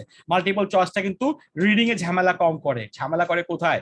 ঝামেলা করে আপনার লিসনিং পরীক্ষাটাতে, ঠিক আছে? ওকে, যাক, এখানে একটা মজার ব্যাপার হচ্ছে মাল্টিপল চয়েসের, বিশেষ করে যদি আপনার এরকম 4টা উত্তর দিয়ে মাল্টিপল চয়েস আছে বা 3টা উত্তর দিয়ে আসে যেখান থেকে একটা বেছে নিতে হবে, 10, 11, 12 মোটামুটি বলা যায় প্যাসেজের সিরিয়াল পাওয়ার চান্স বেশি। প্যাসেজের সিরিয়াল পাওয়ার চান্স বেশি। সিরিয়াল মানে কি পরপর থাকবে না, মানে 11, 10-এর উত্তর আসার পরে তার পরবর্তীতে হয়তো 11, তার কিছুটা পরে হয়তো 12 পাবো, হ্যাঁ, এরকম আমরা উত্তর পেতে পারি, ঠিক আছে? আর আরেক ধরনের প্রশ্ন কি, আপনাকে কোয়েশ্চেন 11 এবং 12 এর জন্য 2টা উত্তর বেছে নিতে হবে। প্রশ্ন একটা, উত্তর কয়টা? 2টা, উত্তর 3টা। যদি 11, 12, 13, এখানে এমন হতে পারে 11, 12, 13 এর জন্য প্রশ্ন চুজ 3 লেটার্স, 3টে লেটার তখন চুজ করতে বলতে পারে। এখানে 2টা প্রশ্নের জন্য আপনাকে 2টা লেটার চুজ করতে বলছে, তাহলে আপনার 11 আর 12 উত্তর কি হবে? ধরো সে ফর এক্সাম্পল B আর D, তাহলে আমি এখানে B লিখলে এখানে লিখবো D, অথবা আমি এখানে D লিখলে এখানে লিখবো B। এটা আমরা গতদিন কিন্তু আলোচনা করেছিলাম, গতদিন বা তার আগের দিন মনে হয় আলোচনা করেছিলাম, এই ধরনের মাল্টিপল চয়েস গুলো কিন্তু আসছিল। সো মাল্টিপল চয়েস আমার এই দুই ধরনের প্রশ্ন আসতে পারে, এগুলো খুব বেশি আসে মাল্টিপল চয়েস টাইপের কোশ্চেন গুলা, ঠিক আছে? রিডিং এও আসে, আপনার লিসনিং এ খুব বেশি আসে। সামারি কমপ্লিশন খুব জনপ্রিয় একটা প্রশ্ন, ঠিক আছে? সামারি করে দেয়, প্যাসেজের বেশ কয়েকটা লাইনকে কয়েকটা লাইনের মধ্যে নিয়ে আসে। সামারি কমপ্লিশন গুলো দুই রকম হতে পারে, উইদাউট ক্লুজ, উইথ ক্লুজ। এখানে উইথ ক্লুজ দিয়ে দিয়েছে। যদি উইদাউট ক্লুজ হয়, এখানে উত্তরগুলা প্যাসেজ থেকে হুবহু ওয়ার্ড আনতে হবে। উইদাউট ক্লুজ হলে প্যাসেজ থেকে হুবহু কি আনতে হবে? উত্তরগুলো আনতে হবে। সো এগুলো প্যাসেজের মধ্যে একদম সিরিয়ালি না পাইলে কাছাকাছি পাবেন। প্যাসেজের মধ্যে দেখবেন যে একই 1টা 2টা প্যারাগ্রাফের মধ্যে এই জিনিসগুলো পাই যাবেন। একটু সিরিয়ালি এদিক ওদিক ব্রেক হতে পারে এই সামারি কমপ্লিশনের ক্ষেত্রে, ঠিক আছে? আর যদি উইদাউট ক্লুজ হয়, উইদাউট ক্লুজ হলে আপনার উত্তরগুলা প্যারাফ্রেজিং হবে। এই উত্তরগুলো আমাকে এখান থেকে পিক করতে হবে। যেমন 1-এর উত্তর যদি অরিজিনাল হয় তাহলে আমি 1-এর জন্য বসাবো C, আমি অরিজিনাল শব্দটা লিখবো না। 2-এর উত্তর যদি সে ফর এক্সাম্পল ইজি হয় তাহলে আমি 2-এর জন্য লিখবো F, উত্তরপত্রে আমাকে যে বাড়তি যে উত্তরপত্র দিবে যেখানে আমাকে পেন্সিল অ্যান্সার লিখতে হবে, ওখানে আমি কি করব? 1-এর পাশে লিখবো হচ্ছে C, 2-এর পাশে লিখবো হচ্ছে F, এভাবে উত্তর লিখবো আমি, ঠিক আছে? এবং আমি এখানে প্যাসেজ থেকে কোনো ওয়ার্ড লিখবো না, প্যাসেজের ওয়ার্ডের সিনোনিমাস ওয়ার্ড এখানে প্যারাফ্রেজিং হবে। উইদাউট ক্লুজটা কিন্তু ডিফিকাল্ট হয়, আমাদের বাস্তব জীবনে উইথ ক্লুজটা খুব সহজ ছিল, ঠিক আছে, ম্যাট্রিক ইন্টারে। কিন্তু এখানে উইদাউট ক্লুজটা তুলনামূলক সহজ, উইথ ক্লুজটা একটু কঠিন, কারণ উইথ ক্লুজে আমি প্যাসেজে যা পড়ছি তার প্যারাফ্রেজিং আবার এখানে পুশ করতে হবে উত্তর সহ, ঠিক আছে? যাক, হোয়াটএভার, এটা বুঝা গেছে ভাই সামারি কমপ্লিশনের ব্যাপারটা। সামারি কমপ্লিশন কোশ্চেন গুলো এরকম হবে। সো আমাকে আলটিমেটলি প্রথমে সামারিটা পুরো পড়ে ফেলতে হবে, এখানে পুরোটা পড়ে ফেলতে হবে, মিনিংটা বুঝার চেষ্টা করতে হবে, এবং আমাকে ফাইন্ড আউট করতে হবে। এখানে দেখেন how children acquire sense of identity, এটা প্যাসেজের কোন জায়গায় এটা নিয়ে আলোচনা করছে সেটা বের করতে হবে, এবং আমাকে দেখতে হবে যে এই লাইনগুলা বেসিক্যালি ওখানকার কোন লাইনগুলোকে অ্যাব্রিজ করে নেওয়া আছে সংক্ষিপ্ত। আমরা এরকম দেখেছি যে 3টা লাইনকে একটা লাইনে রূপান্তর করছে, পড়ার সময় খেয়াল করছি, আপনারা যাদের মনে আছে দেখবেন যে খুব ছোট ছোট করে ফেলছে। এখানে প্যাসেজের মধ্যে দেখবেন যে এগুলো হয়তো 2টা প্যারাগ্রাফকে কভার করছে, এখানে 2টা প্যারাগ্রাফ দিচ্ছে মানে কি ওখানে হয়তো 3টা প্যারাগ্রাফকে হয়তো অ্যাব্রিজ করে এখানে নিয়ে চলে আসছে। ঠিক আছে, সো আমাকে তাহলে এটা ওই কয়েকটা প্যারা খুব ভালো করে পড়তে হবে, এখান থেকে কিওয়ার্ডস গুলো বের করতে হবে এবং দেখতে হবে যেখানে কোন ওয়ার্ড গুলো মিসিং, কোনো নাউন মিসিং আছে কিনা, কোনো অ্যাডজেক্টিভ মিসিং আছে কিনা, কোনো ব্যক্তির নাম, কোনো জায়গার নাম, কোনো কাজ, ঠিক আছে, ওগুলো এখানে উত্তর হিসেবে বসবে। ঠিক আছে, ওগুলা প্যাসেজ থেকে বের করে বসবে। আর এখানে উইদাউট ক্লুজের উইথ ক্লুজের ক্ষেত্রে কি হবে, কোন ধরনের ওয়ার্ড এখানে মিসিং আছে সেটা ওখান থেকে দেখতে হবে এবং ওইটার সিনোনিমাস এখানে কি আছে সেটা আমার এখানে কি হবে, উত্তর হবে। এই জন্য উইথ ক্লুজটা একটু ডিফিকাল্ট উইদাউট ক্লুজের চেয়ে। ঠিক আছে ভাই, কারণ এখানে স্টেপ একটা বেশি আছে। প্যাসেজের উত্তরটা বের করার পরে প্যাসেজ থেকে এসে আবার এখানে আমার কি করতে হবে, বক্সের মধ্যে সিনোনিম খুঁজতে হবে। ক্লিয়ার? এটা গেল আমার সেন্টেন্স কমপ্লিশন। এরপর আসছে সেন্টেন্স কমপ্লিশন। একটা লাইন এখানে 1 ওয়ার্ড বসাতে হতে পারে, এখানে 2টা ওয়ার্ড বসাতে হতে পারে, 3টা ওয়ার্ড বসাতে হতে পারে। এটা খেয়াল করে আমাকে লাইনটা পড়তে হবে, কিওয়ার্ডস গুলোকে মার্ক করতে হবে। আফটার 1880 তাহলে প্যাসেজের মধ্যে আমাকে দেখতে হবে 1880 কোথায় আছে। তারপরে এখানে কাটিসার ক্যারি, কাটিসা কি ক্যারি করেছিল, যেটা ক্যারি করেছিল সেটা এখানে উত্তর হবে। ঠিক আছে, সো আমাকে ওই ওয়ার্ডটাই এখানে এসে এক্স্যাক্টলি বসা দিতে হবে। ঠিক আছে, এবং দেখতে হবে গ্রামাটিক্যালি এটা একটা কারেক্ট সেন্টেন্স হচ্ছে কিনা। তাহলে হয়েছে, বাস 9 এর উত্তরটা পেয়ে গেলাম। তাহলে আমার উত্তর যে ওয়ার্ডটা হচ্ছে একটা ওয়ার্ড আমার উত্তরপত্রে 9 এর কাছে, ধরুন সে for example carried box. Carried কি হচ্ছে, উত্তর হচ্ছে বক্স, আমার প্রসেসের মধ্যে আছে কথার কথা। তাহলে আলটিমেটলি আমাকে বক্স শব্দটা লিখতে হবে, দ্যাটস এনাফ। তখন আমাকে 1 নম্বর ওরা দিয়ে দিবে। ঠিক আছে, আবার এগুলো কিন্তু অনেক সময় উইথ ক্লুজ হতে পারে, এখানে উইথ ক্লুজ দিতে পারে। সো আমাকে উইথ ক্লুজ দিতে হবে, বক্সের এখানে সিনোনিমাস কি আছে সেটা আমাকে এখানে দিতে হবে। ঠিক আছে, ওকে। এইটা হচ্ছে আপনার সেন্টেন্স কমপ্লিশন কোশ্চেনস এর একটা মানে উদাহরণ। আমি এখানে এক্সাম্পল গুলো নিয়ে আসছি কিছু। ঠিক আছে, টেবল কমপ্লিশন। টেবল কমপ্লিশনটা তো লিসনিং এ খুবই বিখ্যাত আর রিডিংও মাঝে মাঝে আসে। সো টেবল কমপ্লিশনে খেয়াল করতে হবে, টেবিলে কলাম আছে, টেবিলে সবসময় খেয়াল করতে হবে কলাম, উপর থেকে নিচে এটাকে কলাম বলে, বাম থেকে ডানে গেলে এটাকে রো বলে। তো টেস্ট তার ফাইন্ডিংস গুলো কি কি পরীক্ষা হয়েছে, তার ফলাফল কি আসছে, 27 নম্বরের উত্তর দেখার পর তারপর 28 নম্বর উত্তর পাবো আমি, 29 উত্তরের পরে তারপর 30 উত্তর, এগুলা মোটামুটি সিরিয়াল পাওয়া যায়। এই কোশ্চেন গুলোর উত্তর মোটামুটি প্যাসেজের মধ্যে আমি কি পাবো, সিরিয়ালি পাবো, মোটামুটি এটা নিশ্চিত। ঠিক আছে, টেবল কমপ্লিশন হলে ফ্লো চার্ট, এটা আমরা লাস্ট একটা ক্লাসে করেছিলাম। ফ্লো চার্টটাও মোটামুটি আমরা সিরিয়ালি পাবো, 21, 22, 23 এগুলো সিরিয়ালি আসতে থাকবে। সো আমাকে এখানে কিওয়ার্ডস গুলো মার্ক করতে হবে, প্যাসেজের মধ্যে গিয়ে সেগুলোকে মার্ক করে তারপর আমি কি করব, আমার উত্তরগুলোকে বের করার চেষ্টা করব। এখানে কয়টা ওয়ার্ড লিমিট দেওয়া আছে, নো মোর দ্যান 2 ওয়ার্ডস। আমি 2টার বেশি উত্তর হবে না, শব্দ হবে না, না হয় একটা শব্দ না হয় 2টো শব্দ, এরকম করে আমাকে উত্তরগুলো বসাতে হবে। দেয়ার, দেয়ারটা কি পজিটিভ 21 নাম্বার, তাহলে দেয়ারের পর একটা নাউন হয়, দেয়ারের পরে কি হয় ভাই, একটা নাউন এখানে উত্তর হবে। এভাবে চিন্তা হবে, গ্রামাটিক্যালি আমাকে চিন্তা করতে হবে এটা নাউন হবে নাকি প্রোনাউন হবে নাকি অ্যাডজেক্টিভ হবে নাকি এটা ভার্ব হবে। এইটা একটা প্রশ্ন যেটা আমি পড়াই নাই, ডায়াগ্রাম। এটা এখন তেমন একটা আসে না, তারপর আমি বললাম আর কি আপনাদেরকে ডায়াগ্রাম, এই হাতি নিয়ে বর্ণনা দিচ্ছে প্যাসেজের মধ্যে। ঠিক আছে, ওই বর্ণনা থেকে আমাকে, সো এগুলো বেসিক্যালি আমি 28, 29, 30 এইটা মোটামুটি সিরিয়াল পাওয়া যায় প্যাসেজের মধ্যে। এগুলো কি পাওয়া যায়, সিরিয়াল পাওয়া যায় ছবির দেখে দেখে। এই ছবিগুলোর ভিত্তিতে অনেকগুলা হেডিং থাকে, ওই হেডিং গুলাতে কিছু ওয়ার্ড মিসিং থাকে, এই ওয়ার্ড গুলো আলটিমেটলি আপনাকে কি করতে হবে, প্যাসেজ থেকে বের করতে হবে। Bones in inner ear, inner ear মানে ওই কানের ভিতরে যে হাড্ডিটা থাকে ওইটা নিয়ে, ওটাকে কি বলে, এটা কিন্তু আলটিমেটলি প্যাসেজের মধ্যে আছে, ওটা আপনাকে বাইর করে এখানে উত্তর বের করতে হবে। আপনি উত্তরপত্রে সিরিয়ালি ওয়ার্ড গুলো লিখবেন, নো মোর দ্যান 3 ওয়ার্ডস। তাহলে উত্তর হবে না হয় একটা ওয়ার্ড, না হয় 2টা ওয়ার্ড, না হয় 3টে ওয়ার্ড নিয়ে আমার উত্তর হতে পারে। ঠিক আছে, আমাকে ওয়ার্ড লিমিটটাও খেয়াল করতে হবে, ক্লুগুলো দেখতে হবে, প্যাসেজের ভিতরে গিয়ে এগুলো পড়তে হবে, বাস ওখান থেকে আমি উত্তর বের করবো। ঠিক আছে, তো এবং এটা আলটিমেটলি কি হবে, সিরিয়ালি আসে অনেক সময়, বেশিরভাগ সময় দেখা যায় এই প্রশ্নটা সিরিয়াল পাওয়া যায়। ডায়াগ্রামের পরে নেক্সট শর্ট অ্যান্সার কোশ্চেন। আজকে তো আমরা পড়লাম আমাদের লাস্ট যে WH কোশ্চেন, এগুলোকে আমরা কি বলবো, ওয়াহ কোশ্চেন অথবা WH কোশ্চেন, এবং এগুলো কিন্তু সিরিয়ালি পাওয়া যায়। তাহলে আমি এতক্ষণ ধরে 14 ধরনের প্রশ্ন পড়ার সময় কোনগুলো সিরিয়ালি আসে, বাকি যেগুলো সিরিয়ালি আসে সেগুলো বলে দিয়েছি, বাকিগুলো সিরিয়ালি এক্সপেক্ট করবেন না। সিরিয়ালি যেগুলো আসে এগুলো যে সবসময় সিরিয়ালি আসবে 100% তাও কিন্তু বলা যাচ্ছে না, বাট অতীত অভিজ্ঞতায় বলা যায় এগুলো বেশিরভাগ সময় সিরিয়ালি কি হয়, প্যাসেজের মধ্যে অ্যান্সার পাওয়া যায় বেশিরভাগ ক্ষেত্রে। কিন্তু আপনারা যখনই যে কোনো প্যাসেজ 1 হোক, 2 হোক, 3 হোক, আপনারা দেখবেন তার যে প্রথম প্রশ্নটা, যেমন ধরেন প্যাসেজ 2 এর প্রথম প্রশ্ন হচ্ছে 14 number question, 14 number question, 15 number question, basically এটা প্যাসেজ 2 প্রথম আর দ্বিতীয় প্রশ্ন। সো এগুলোর উত্তর কিন্তু প্যাসেজের শুরুর দিকে থাকার সম্ভাবনা বেশি। ঠিক আছে, আবার এগুলো শেষের দিকে প্রশ্নগুলা, শেষের দিকে প্রশ্ন কত, এখানে হবে হচ্ছে আপনার 25, 26, তো 25 26 এর উত্তর বেসিক্যালি কোথায় পাবো? প্যাসেজ 2 শেষের দিকে পাবো। আবার প্যাসেজ 3 প্রথম কোশ্চেন হচ্ছে 27 28, তাহলে এগুলোর উত্তর কিন্তু প্যাসেজ 3 শুরুর দিকে পাওয়ার চান্স বেশি, আর শেষের দিকে প্রশ্ন 38 39 40 এগুলো বেসিক্যালি প্যাসেজের শেষের দিকে পাওয়ার চান্সটাই বেশি। খুঁজতে হলে আপনাকে ওভাবে খুঁজতে হবে। এই জন্য অলওয়েজ আমি দুটো জিনিসের কথা আপনাদেরকে বলার চেষ্টা করছি লাস্ট ক্লাস 8টা ক্লাস ধরে, যে আপনাকে স্পিড রিড করতে হবে, জোরে খুব দ্রুত পড়তে জানতে হবে, ঠিক আছে? দ্রুত পড়ে আপনাকে প্রশ্নও পড়তে হবে, প্যাসেজও পড়তে হবে।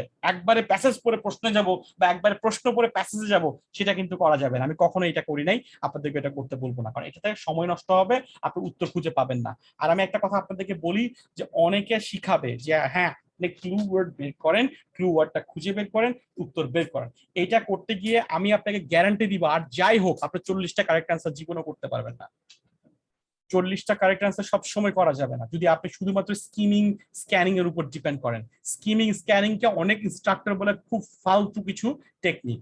স্কিম স্ক্যানিং মাঝে মাঝে ইউজ করব, আই উইল ইউজ, এগুলা অবশ্যই important tools, but they are not useful for in every aspect. সব ক্ষেত্রে এগুলোকে আমি ইউজ করতে পারবো না, এগুলোকে যখন দরকার হবে তখন আমি ইউজ করব। যেমন আপনার আলটিমেটলি অনেকের চিকিৎসা হচ্ছে না, ভাই ওর জ্বর আসছে, প্যারাসিটামল খাওয়াই দেন, ভাই ওর মন খারাপ, প্যারাসিটামল খাওয়াই দেন, ঠিক আছে? বুঝতে পারছি ব্যাপারটা অনেকটা এরকম হয়ে যায়। স্কিমিং স্ক্যানিংটা সব প্রশ্নের ক্ষেত্রেই পারফেক্ট টেকনিক নয়, ঠিক আছে ভাই? যে মনে রাখবেন। আর আপনাদেরকে অনেকেই বলবে টার্গেট করেন 32টা টার্গেট কারেক্ট করার, 35টা কারেক্ট করার, আপনার 4-5টা প্রশ্নের উত্তর আপনার কারেক্ট করার দরকার নাই। কেন ভাই? আমি এতগুলো টাকা দিয়ে পরীক্ষা দিব, আমার 40টা প্রশ্ন কেন কারেক্ট করবো না? আমি দরকার হলে একটু সময়, হ্যাঁ যদি আপনার এমন হয় যে না ভাই আমার সময় নেই, আমাকে 2 মাসের মধ্যে আইএলটিএস দিয়ে চলে যেতে হবে, তখন আপনি আমাকে ফলো করিয়েন না, ঠিক আছে? তাহলে বিপদে পড়বেন। আপনার যখন ভালো সময় হাতে আছে, আপনি যখন আগে থেকে কিছুটা ভালো ইংরেজি জানেন অথবা আপনি শেখার আগ্রহ আছে, সামনে শিখতে পারবেন, তাহলে তখন আপনি আমার টেকনিকটা ফলো করবেন। আমি বিলিভ করি যে একটা স্টুডেন্টের সবসময় টার্গেট থাকা উচিত আমি কিভাবে 40-40 পাবো, ঠিক আছে? সবসময় টার্গেট থাকে, তাহলে 40-40টা টার্গেট থাকলে আপনি তো 35-36টা তো কারেক্ট হবে, তখন আমি একটা ভালো ব্যান্ড স্কোর কিন্তু ঠিকই চলে আসে ভাই। বুঝতে পারছি আপনাদেরকে? তো এই জন্যই আমি সবসময় এটাই বলি 6 মাস 1 বছর সময় নিয়ে আইএলটিএস এর জন্য নামা উচিত অ্যাটলিস্ট। তাহলে আলটিমেটলি তখন মোটামুটি ইন্টারমিডিয়েট পড়া বা পাস করা ছেলে মেয়েরা অবশ্যই একটা ভালো ব্যান্ড স্কোর করতে পারে। আচ্ছা এখন দেখেন আপনাদের কথা হচ্ছে স্পিড রিডিং। ভাই আমি তো পড়ি কিন্তু আগাইতে পারি না, এটা হয়, ইট হ্যাপেন্স। হ্যাঁ আচ্ছা কেউ একজন একটু বলেন, কে মনে করেন তার রিডিংটা একদমই স্পিডি না? এরকম কেউ কি আছেন যে মনে করেন যে না আমার রিডিং স্পিডটা খুবই স্লো? আছেন কি কেউ? আপনাদের কাছে সাহস করে বলেন, কোনো সমস্যা নেই, লজ্জা পাওয়ার কিছু নাই। জি স্যার। তো আমি মিডলে আছি, বেশি স্পিড না বেশি স্লো না। তো না তো মাঝে মাঝে টেস্টে দেখা যাচ্ছে আমি 28-29 পাই, মাঝে মাঝে 20 পাই। সো আচ্ছা কনফিউজড। না আমি স্কোরের কথা বলি নাই, আমি রিডিং স্পিডের কথা বলছি। মানে প্রথমে একজন বলুন, প্রথমে কে জানি মিনিং বুঝতে পারি না, মিনিং বুঝতে পারি না। হ্যাঁ এই দেখেন আপনাদের কথার মধ্যে উত্তর চলে আসছে, যখন স্পিডে পড়ি তখন মিনিং বুঝি না, যখন আস্তে পড়ি তখন মিনিং বুঝি। Isn't it? Yes sir. এটাকে বলা হয় এক্সটেন্সিভ রিডিং আর ইন্টেন্সিভ রিডিং। এক্সটেন্সিভ রিডিং আর এটা কি ভাই? Intensive reading. আপনি যখন খুব স্পিডে পড়েন তখন সেটাকে বলা হয় এক্সটেন্সিভ রিডিং, আর যখন খুব মনোযোগ দিয়ে পড়েন সেটা হচ্ছে কি আপনার ইন্টেন্সিভ রিডিং। ঠিক আছে ভাই? আমি এই দুটো টার্মস কিন্তু এতদিন ধরে ইউজ করি নাই, খালি মাথায় ঘুরতো, এটা আজকে শেষের দিকে। এগুলো যদি প্রথম ক্লাসে নিতাম আপনাদের কাছে বোরিং হয়ে যেত, এখন রিডিং পড়ায় আসছি তো এগুলো পড়ানো সহজ হবে। এক্সটেন্সিভ রিডিংটা কি? পরিমণি গ্রেফতার হয়েছে, ঠিক আছে? পরিমণিরা কেন গ্রেফতার করলো? ও তো আসলে খারাপ ছিল, আমরা আগে থেকে জানতাম, আজকে কেন ওরা গ্রেফতার করলো? এখন তাহলে ওর জন্য আমরা একটু পত্রিকায় খবর টবর পড়তেছি না বিভিন্ন দিকে, ঠিক কিনা? হ্যাঁ কারণটা কি? হ্যাঁ পিয়াসা তো খারাপ, ওকে এখন কেন ধরলো? তো ওইটা ফাইন্ড আউট করে বাইর করা গেল কি, যে পিয়াসা অস্ত্রের ব্যবসার সাথে জড়াই গেছিল, পরিমণি পর্নোগ্রাফির সাথে জড়াই গেছিল মারাত্মক ভাবে। পরিমণি শুরুটাই হচ্ছে পর্নোগ্রাফি দিয়ে অ্যাকচুয়ালি, ঠিক আছে? তো what ever it is, so আমরা গোটা পত্রিকার খবরটা পড়ছি আলটিমেটলি এই একটা ইম্পর্টেন্ট তথ্য বের করার জন্য, যে আসলে কি কারণে ওদেরকে ধরতেছে। হ্যাঁ ওরা তো মদ খায় টদ খায় হাবি চাবিকলাম বুঝি, পরিমণির বাসায় যে এইসব জিনিস পাওয়া, আমরা মনে করছিলাম যে আরো অনেক কিছু পাওয়া যাবে।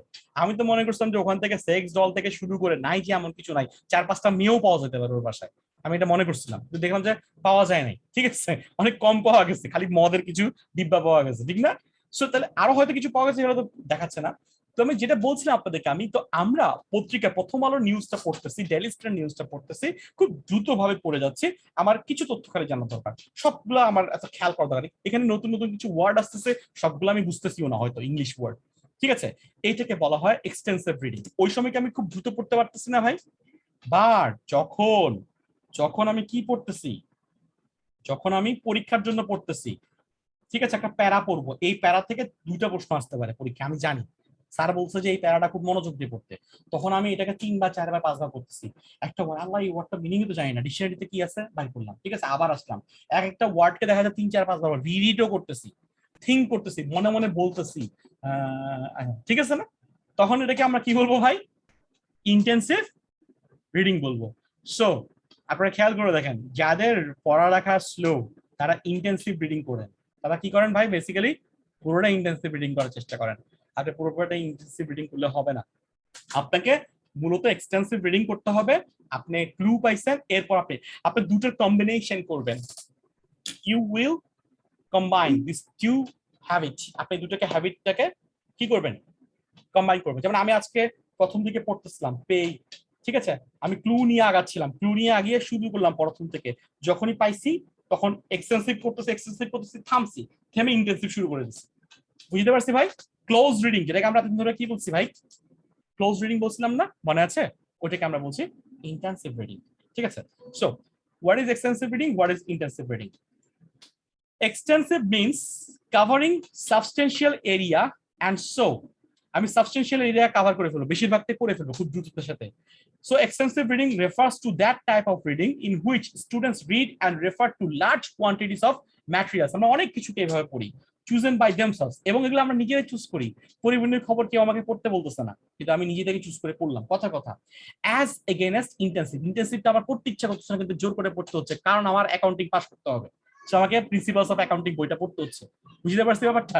সো ইন্টেন্সিভ রিডিং এ আমার রিডিং ম্যাটেরিয়ালস আমি চুজ করতে পারি না, কিন্তু এক্সটেন্সিভ রিডিং এ বেশিরভাগ সময় আমি চুজ করি। এটা আমি প্রাত্যহিক জীবনের প্রেক্ষিতে বলছি। সো আমি পরীক্ষার হলে আমাকে দুটোই করতে হবে, আমাকে এক্সটেন্সিভ ইন্টেন্সিভ পড়তে হবে, আমি প্রচুর পড়তে হবে, আমাকে গোটা প্যাসেজটাই পড়তে হবে, সোজা কথা গোটা প্যাসেজটাই পড়তে হবে বেশিরভাগ ক্ষেত্রেই, ঠিক আছে? Therefore intensive reading means that type of reading in which the material has to be read carefully. আমি খুব কেয়ারফুলি পড়বো, থরলি পড়বো, একদম যে জায়গাটা ইন্টেন্সিভ পড়বো ওই জায়গাটায় পুরোটাই আমি খুব জোর দিয়ে পড়বো। কয়টা বাজে এখন?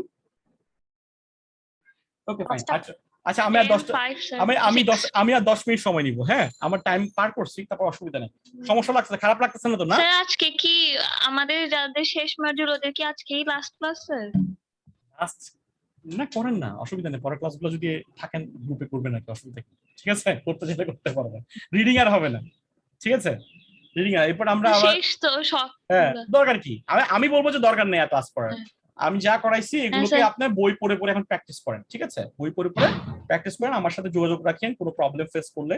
আর দেখি না পরীক্ষার ব্যাপারটা 10 তারিখ, হ্যাঁ 11 তারিখ থেকে শুরু হচ্ছে, তো আপনাদের ইনশাআল্লাহ 15 তারিখের মধ্যে আপনারা একটা ইনফরমেশন পাবেন, ঠিক আছে?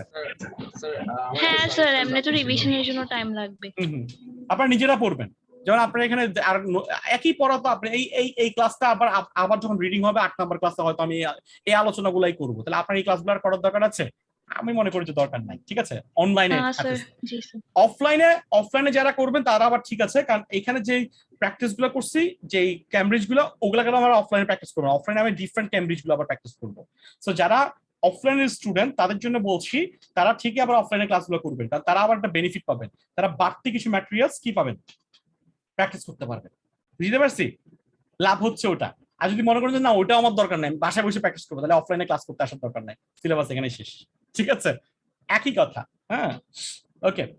এবার দেখেন, তাহলে আলটিমেটলি আমরা এক্সটেন্সিভ রিডিং মূলত করব, কিন্তু যেখানে আমার উত্তর খুঁজে পাবো, মানে যেখানে ছাই ঘাটার মতো করে পড়তে থাকবো, যেখানে আমার মানিক রতন খুঁজে পাবো, কি করব? ওখানে ইন্টেন্সিভে চলে যাব। এরপরের টেকনিক হচ্ছে যে রিড ফ্রেজেস নট ওয়ার্ড। দেখেন আমি দুটো ভাবে লিখছি, do you read each word one by one, আবার পরের লাইনটা লিখছি do you read each word one by one. Which one is more comprehensive? কোনটা বেশি কম্প্রিহেনসিভ? কোন লাইনটা পড়ে বুঝতে সুবিধা হচ্ছে বেশি? কোন লাইনটা পড়ে বুঝতে সুবিধা হচ্ছে? সেকেন্ড লাইনটা না ভাই? প্রথমটা।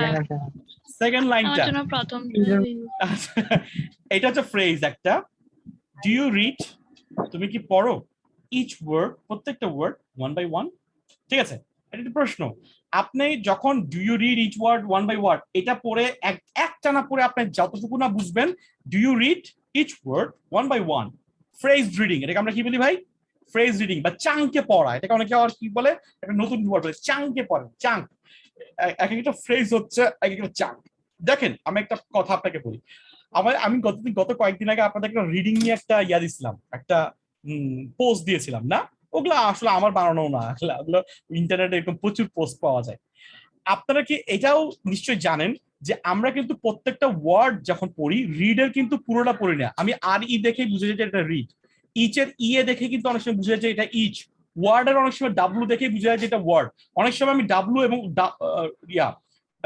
এবং ডি দেখলে বুঝে যায় এটা ওয়ার্ড। ঠিক আছে, অনেক সময় ওয়ান এর ও আর ই দেখলে বুঝে যায় যে এটা ওয়ান। অনেক সময় আমি মাঝখানের এগুলো বুঝি না, মাঝখানে এগুলো আমরা পড়ি না আমরা অনেক সময়। ঠিক আছে, মাঝখানে যে লেটার্স গুলো থাকে এগুলো আমরা পড়ি না, আমরা ডাব্লু আর ডি দেখে অনেক সময় বুঝে ফেলি এটা ওয়ার্ড। এরকম একটা ইয়াদ কিন্তু আছে, মেকানিজম কিন্তু আছে, এটা রিসার্চে বের হয়েছে। আমরা রিডিং পড়ার সময় কিন্তু অনেক সময় ওয়ার্ড গুলো কিন্তু পুরো ওয়ার্ডটা কিন্তু আমরা অ্যাকচুয়ালি পড়ি না। ঠিক আছে, যেগুলো 3, 4, 5টা করে ইয়া থাকে। যেমন ইম্পর্টেন্ট, ইম্পর্টেন্টের বেসিক্যালি আমরা ইম পড়ি, টি এ অ্যান্টি, এই অ্যান্টি, এই ইম্পর্টেন্ট আমরা এইভাবে পড়া হয়ে যায়। আমি কি বুঝতে পারছি ব্যাপারটা ভাই? এই জন্য ইম্পর্টেন্ট এবং ইম্পর্টেন্ট, ইম্পর্টেন্ট মানে জানেন আপনারা কেউ? ইম্পর্টেন্ট, ইম্পর্টেন্ট মানে হচ্ছে ওই পুরুষদের মধ্যে যারা সেক্সুয়াল রিলেশন করতে পারে না তাদেরকে ইম্পর্টেন্ট বলে। ঠিক আছে, নপুংসক। সো ইম্পর্টেন্ট এবং ইম্পর্টেন্টের মধ্যে ইম্পর্টেন্ট, ইম্পর্টেন্ট আর ইম্পর্টেন্ট।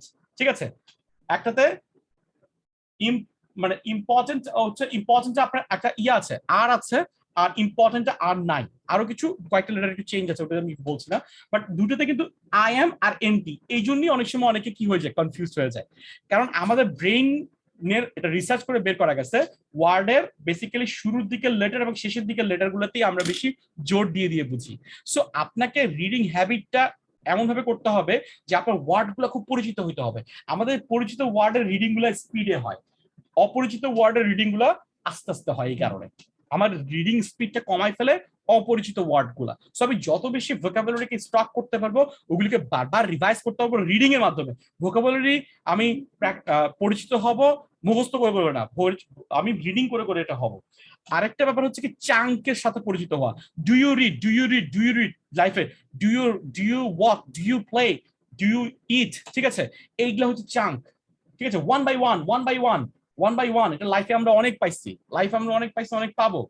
এই ধরনের চাঙ্ক গুলো আমি যত পড়বো তত আমার রিডিং হ্যাবিটটা কি হবে, বাড়বে, তত আমার রিডিং স্পিডটা বাড়বে। রিডিং কি বাড়বে ভাই?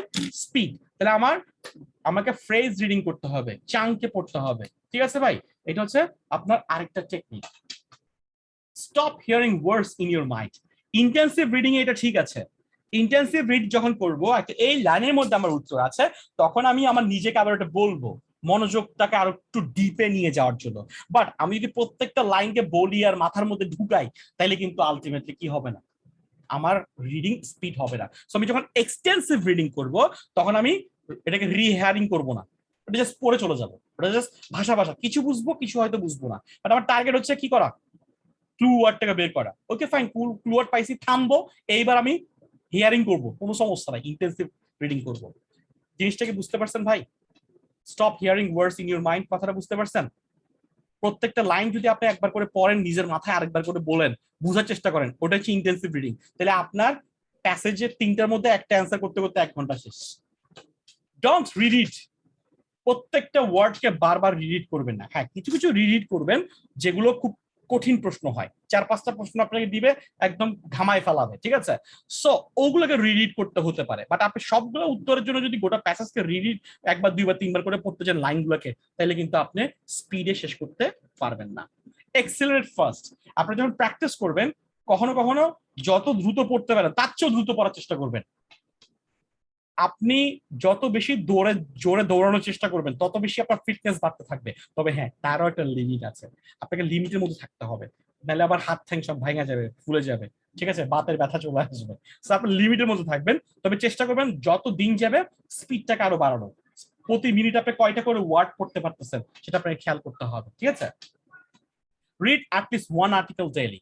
ওয়ান আর্টিকেল না বলে আমি বলবো যে প্রত্যেকটা দিন চেষ্টা করবেন এখন থেকে কেমব্রিজের একটা করে প্যাসেজ পড়তে। প্রশ্ন দরকার না পড়েন, কেমব্রিজের একটা করে প্যাসেজ পড়েন। আপনি আজকে কেমব্রিজ 3 নিলেন, কেমব্রিজ 3 এর প্রথম টেস্টটা নিলেন, প্রথম টেস্টের প্রথম প্যাসেজটা পড়লেন, ওকে? আর সময় নাই, ওকে ভাই, তাহলে রেখে দিলেন, রেখে দিয়ে বাস পরের দিন আপনি ওখান থেকে প্রশ্ন পড়লেন। কথার কথা আর কি, আপনি অ্যাটলিস্ট একটা করে কি করবেন, প্যাসেজ পড়বেন, আর্টিকেল পড়বেন। কেমব্রিজ সব পড়া শেষ, এবার আপনি বিভিন্ন দিকের ম্যাগাজিন গুলো পড়া শুরু করে দেন, বা অন্যান্য আরো কিছু অথেন্টিক ম্যাটেরিয়ালস থেকে প্যাসেজ পড়া শুরু করে দেন। রিড ইংলিশ, আপনাকে থিঙ্ক ইন ইংলিশ বলেছিলাম না স্পিকিং এর সময়, যারা স্পিকিং এ ছিলেন তাদেরকে রিডিং ইংলিশ করতে হবে। আপনি বাংলা বলে বলে রিডিং স্পিড বাড়ায় লাভ নাই, আপনাকে ইংলিশে অ্যান্সার দিতে হবে, আপনাকে ইংলিশ ম্যাটেরিয়ালস পড়তে হবে। আপনি একটা ম্যানুয়াল পড়তেছেন, ওষুধ কিনছেন, আজকে ওষুধ খাবেন, ওষুধের ম্যানুয়ালে বাংলাও আছে ইংলিশও আছে, কোনটা পড়বেন ভাই? দরকার হলে দুটাই পড়েন, বাংলাও পড়েন, পড়ে আবার সাথে সাথে অবশ্যই কিসে আসবেন, একটু ইংলিশটাও পড়েন। কারণ যখনই কোনো কোথাও ইংলিশে পড়ার চান্স পাবেন, ইউজ দিস চান্স, ঠিক আছে? গেট দিস চান্স, আপনি এই চান্সটাকে নিয়ে নেওয়ার চেষ্টা করবেন। তাহলে আপনি যত বেশি রিডিং করবেন, সবকিছু তো রিডিং করবেন, ইংলিশ পড়ার চেষ্টা করবেন, তাহলে আলটিমেটলি দেখবেন যে আপনার ভোকাবুলারি, গ্রামার, আপনার স্পিচ সবকিছুই ইমপ্রুভ করছে। Read to answer the question, ঠিক আছে? আপনি প্যাসেজ গুলো পড়ার সময় আপনার টার্গেট থাকবে আনন্দ নেওয়া না, আপনার টার্গেটটা কি, কোয়েশ্চেনের অ্যান্সার গুলো বের করা। কি বের করা ভাই? কোয়েশ্চেনের অ্যান্সার গুলো বের করা। এই জিনিসটা সবসময় যেন মাথায় থাকে। হ্যাঁ, প্যাসেজটা তো খুব সুন্দর, পড়তে মজা লাগতেছে, পড়তে পড়তে চলে গেছেন 4-5টা উত্তর আর খুঁজেও পান নাই, ঠিক আছে? এরকম হলে হবে না, আপনাকে সবসময় খেয়াল রাখতে হবে যে আমার এখান থেকে উত্তরটা কোথায়, ঠিক আছে? লাস্ট যেই কথাটা বলবো, হাইলাইট দ্য কিওয়ার্ডস। আপনি কোয়েশ্চেনের কিওয়ার্ডস গুলোকে হাইলাইট করবেন, টেক্সট পড়তে থাকবেন, টেক্সটের কিওয়ার্ডস গুলোকে হাইলাইট করবেন এবং সিনোনিম খোঁজার চেষ্টা করবেন। কারণ আপনার প্রশ্নের ওয়ার্ড, প্রশ্নের ফ্রেজ, টেক্সটের ফ্রেজ হুবহু মিলবে না।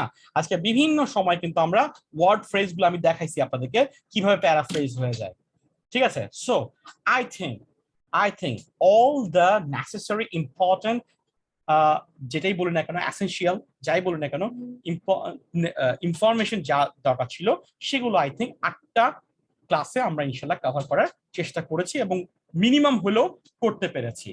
বাকি যে কাজ, সেটাই মেইন কাজ, সেটা হচ্ছে কি প্র্যাকটিস। এটা আপনাদেরকে করতে হবে। It's a long journey, so wish you all the best, ঠিক আছে? যত প্র্যাকটিস করবেন তত আপনার আলটিমেটলি স্কোরটা বাড়তে থাকবে। হ্যাঁ ভাই বলেন। আমাদের মক টেস্ট গুলো কি অনলাইনে নেবেন নাকি অফলাইনে? আমি অফলাইনে তো নেওয়া শুরু করব, আমরা 10 তারিখের পর হয়তো খুলে দেওয়া যাবে, ঠিক আছে? অফলাইনে তো নিব, বাট আমি অনলাইনে প্রিপারেশন নিয়ে নিব। এবার আপনাদেরকে কিছু কোয়েশ্চেন দিয়ে দিব, আমার একটা কোয়েশ্চেন, ঠিক আছে? যাতে আমরা এখনই অনলাইন অফলাইন করা যায় গেলে সেটা করে ফেলবো, আর যদি আবার লকডাউন দিয়ে দেয় গভর্নমেন্ট, তাহলে আবার আমরা অনলাইনে তখন পরীক্ষাগুলো, বাকি পরীক্ষাগুলো নিব। আপনাদের কোয়েশ্চেন আগে থেকে কিছু দিয়ে রাখবো। হ্যাঁ ভাই বলেন। স্যার আইডিবি তে এক্সাম দেওয়ার কয়দিন আগে বুক করতে হবে? এইটা ভাই আপনার অ্যাভেলেবিলিটির উপর ডিপেন্ড করে, বুঝতে পারছি? যখন বছরের কিছু, মিনিমাম কয়? এটা ভাই এটা আসলে এখানে স্পেসিফিক্যালি এভাবে বলা যাবে না। আপনি বেসিক্যালি কখন করতে চাচ্ছেন তার বহু আগেই পারতপক্ষে যোগাযোগ করবেন ওদের সাথে, যত আগে পারেন। আপনাকে আগে নিজেকে চিন্তা করতে হবে। ফার্স্ট অফ অল আপনাকে চিন্তা করতে হবে যে আমি কখন করব, আমি কখন পরীক্ষা দিব। চেষ্টা করবেন তার অন্তত 2 মাস আগে থেকে তাদের সাথে যোগাযোগ করতে, অন্তত। বুঝতে পারছি ভাই? তাইলে আপনি মোটামুটি আপনার ইয়াটা পাবেন। বুঝি নাই ভাই? স্যার সেপ্টেম্বরে এক্সাম দিতে যাচ্ছি। এটা কি মাস তাহলে? আগামী মাসে আর কি দিতে যাচ্ছি এক্সাম। চান্স খুব কম, কারণ অনেক মানুষ বসেছিল, বুঝতে পারছি? অনেক পেন্ডিং মানুষ আছে। আপনি তাও যান, খোঁজ খবর নিয়ে দেখেন, ঠিক আছে? খোঁজ খবর নিয়ে দেখেন। হ্যাঁ, ওরা কিন্তু ক্যাপাসিটির বাইরে তো চাইতে পারবে না, চাইলেও যেতে পারবে না। বুঝতে পারছি ব্যাপারটা? এটা এমন না যে অর্ধেক বসে পরীক্ষা দিবেন, অর্ধেক দাঁড়ায় পরীক্ষা দিবেন, ঠিক আছে? এখানে আপনার মানে অ্যাকোমোডেশন একটা ব্যাপার আছে, ওখানে স্পেসিফিক সিট আছে, ওই সিটের বাইরে ওরা পরীক্ষা চাইলেও নিতে পারবে, ঠিক আছে? ও আচ্ছা। সো এই জন্যই যত আগে থেকে পারবেন বুকিং দিয়ে। আর বুকিং দেওয়ার একটা ব্যাপার আছে, আমি একটা কথা বলি আপনাকে, একটা ইম্পর্টেন্ট কথা বলি। সেটা হচ্ছে কি, কখনো কি খেয়াল করছেন পরীক্ষার আগে আগে ব্রেনটা অন্যরকম কাজ করে? হ্যাঁ, পরীক্ষার আমাদের অনেকেরই কিন্তু এটা অভিজ্ঞতা। পরীক্ষার আগের দিন মনে হয় ইস পরীক্ষাটা আর যদি 2 দিন পছাইতো, এখন যে পড়াটা পড়ছে এটাকে আরেকটু বোঝাতে পারতাম, অনেক ভালো করতে পারতাম। আসলে হয় কি বুঝছেন, আমরা আগে থেকে শুরু করি না। আমরা যেই পড়াটা হয়তো পরীক্ষার 7 দিন আগে শুরু করেছি, সেটা যদি আমি 10-14 দিন আগে শুরু করতাম তাহলে কিন্তু প্রবলেমটা হইতো না। এই কথাটা কেন বলতেছি, অনেক ইনস্ট্রাক্টর, অনেক বড় বড় মানে ব্যক্তিরা তাদের লেখার মধ্যে এটা বলে যে ফার্স্ট বুকে এক্সামটা বুক করে ফেলেন। কেন? 3 মাস পর আপনি এক্সাম, 2 মাস পর একটা এক্সাম বুক করছেন না, এইবার আপনার মধ্যে একটা প্রেশার কাজ করবে, স্ট্রেস কাজ করবে, ও আল্লাহ আমি এখন না পড়লে তো শেষ, আর 2 মাস তো আমি না পড়লে পরীক্ষা তো হয়ে যাবে। ঠিক আছে, বুঝতে পারছি? আর আপনি যদি বলছেন না আগে প্রিপারেশন নেই তারপরে পরীক্ষা দিব, এরকম হলে হবে কি? আসলে প্রিপারেশনটা কি এটা কেউ কখনো ডিফাইন করতে পারে নাই, পারবেও না। এবং আপনি আলটিমেটলি চিল করতে করতে আগাবেন। আজকে বাংলাদেশ অস্ট্রেলিয়া খেলা, ওটাও দেখবেন, ঠিক আছে, এবং জিতে গেছে আরো খুশি, এবার একটা মুভিও দেখবেন, ঠিক আছে, ক্লিয়ার? এভাবেই চলে যায়, এভাবেই চলে যায়। এই জন্য আমার কথা হচ্ছে যে একটা লেভেলে মোটামুটি পৌঁছায় গেছেন, হ্যাঁ ইয়েস, আমরা 2-3 মাস হলেই আমি ইনশাল্লাহ কভার করে ফেলতে পারবো। কেন স্যার পয়েটিক থেকে কি কোনো হেল্প পাবো এই যে বুকিং করার জন্য? এটা একটু অফিসে কথা বলেন ভাই, হ্যাঁ পোয়েটিক অফিসে কথা বলেন। তবে পোয়েটিক বোন তো মনে হয় আপনার খুব সম্ভবত এখন আইডিপিটা মনে করতেছে। আমি পার্সোনালি প্রেফার করি আইডিপিটা দিতে। হ্যাঁ ব্রিটিশ কাউন্সিলে দিব না।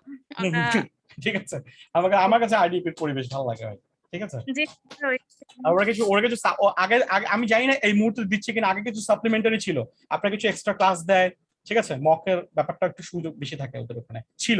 এখন রিসেন্টলি কোনো পরিবর্তন আনছে কিনা আমি জানি না, কারণ কোভিড এর পরে আপডেট আমার কাছে নেওয়া হয়নি, বুঝতে পারছি ভাই। সো আগে এক্সট্রা বেশ কিছু ক্লাস দিত, তারপরে মক গুলা বেশি দিত, ব্রিটিশ কাউন্সিলের চেয়েও বেশি মক নিত ওরা, কয়েকটা তিনটা ফুল আমি যখন ছিলাম তখন 3টা ফুল ছিল। এখন আসছে নাকি বাড়াইছে নাকি কমাইছে আমি ঠিক জানি না, একটু খোঁজ নিয়ে দিন। এখন 3টাই আছে। 3টাই আছে না? ওকে ফাইন, তাহলে এটা খুব ভালো, এটা খুব দারুণ কাজে দেয়, এই 3টা মক কিন্তু খুবই দারুণ কাজে দেয়, ঠিক আছে ভাই, একদম এক্সাম এনভায়রনমেন্ট।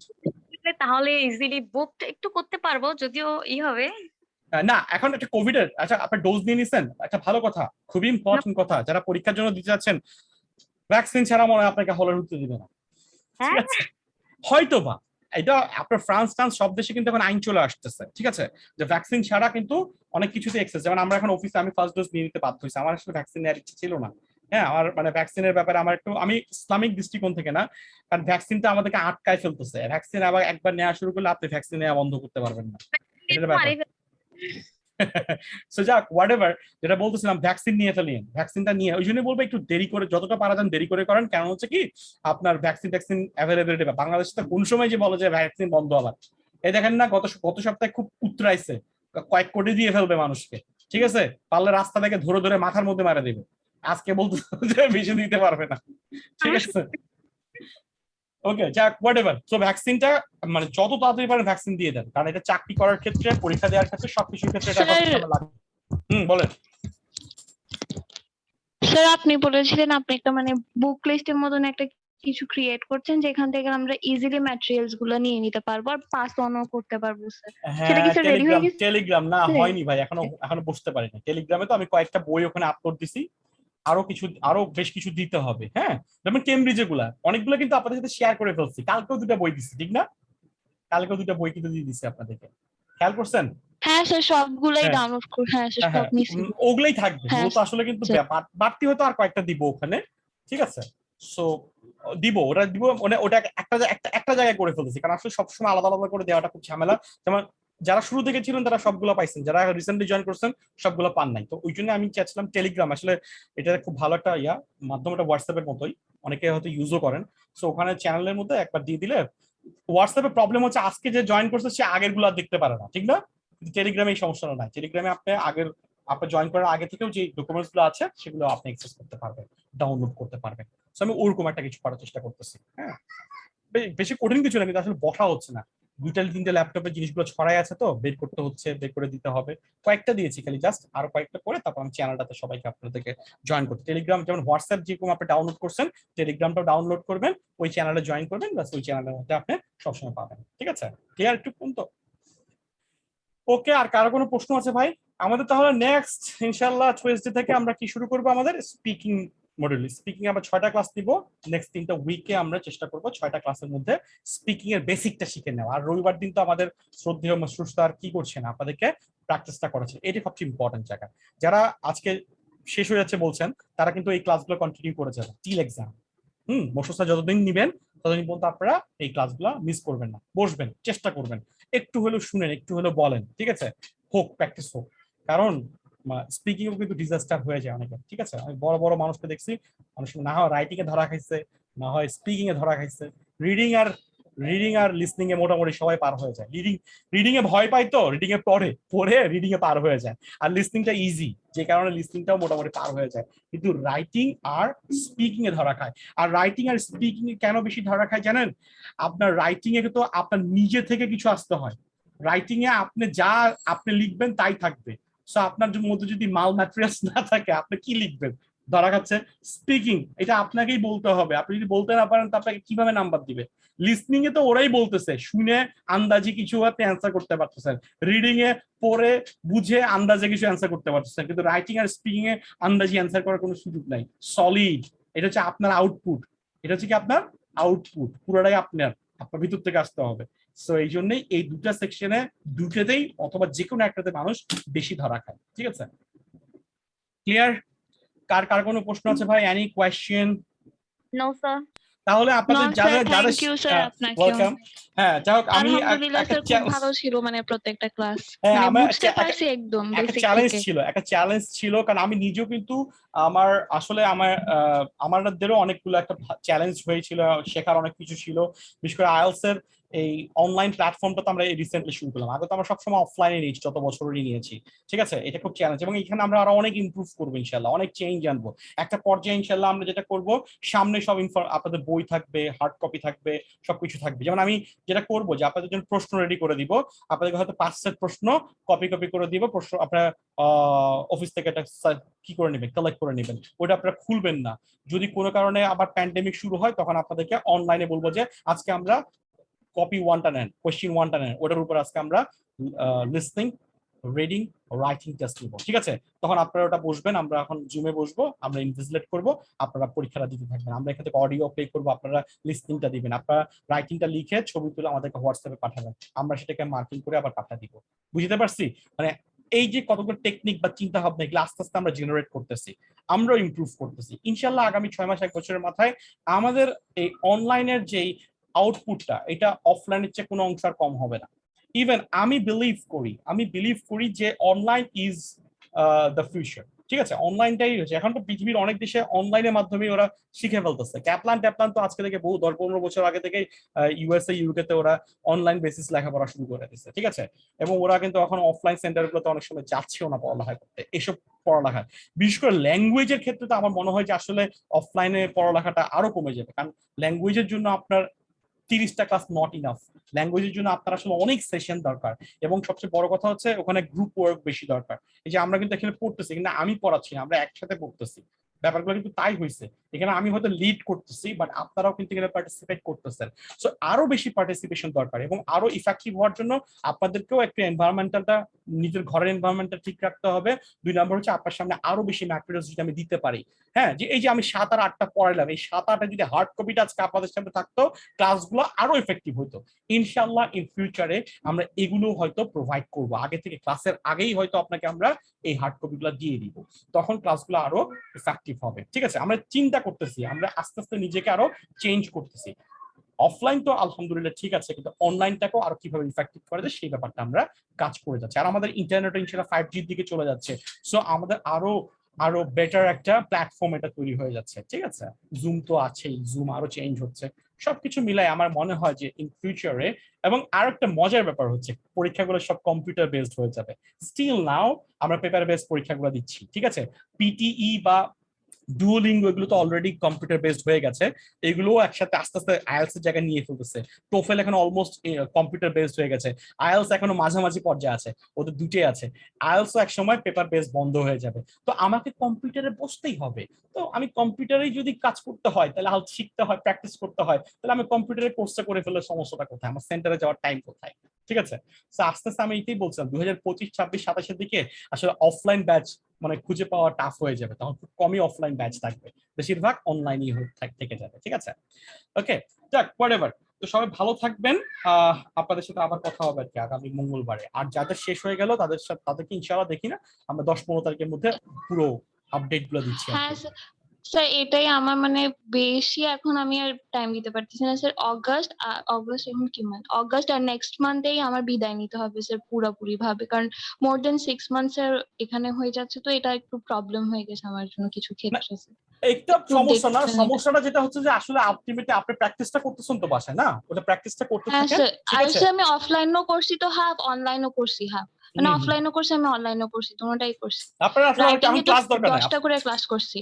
আপনার এখন ক্লাসের দরকার না, আপনার দরকার হচ্ছে প্র্যাকটিস আর মক টেস্ট। আপনার নিজের হ্যাঁ প্র্যাকটিস স্যার, আর মক সেটাই। টেস্ট করা। মক টেস্ট কেন ইম্পর্টেন্ট? তাহলে পরীক্ষার এনভায়রনমেন্টটা কিছুটা হলেও আপনি বুঝতে পারবেন, পুরোপুরি যদিও বোঝা যাবে না, কিছুটা হলে বোঝা যাবে। 2 নাম্বার হচ্ছে কি আপনাকে ফিডব্যাক দিতে হবে।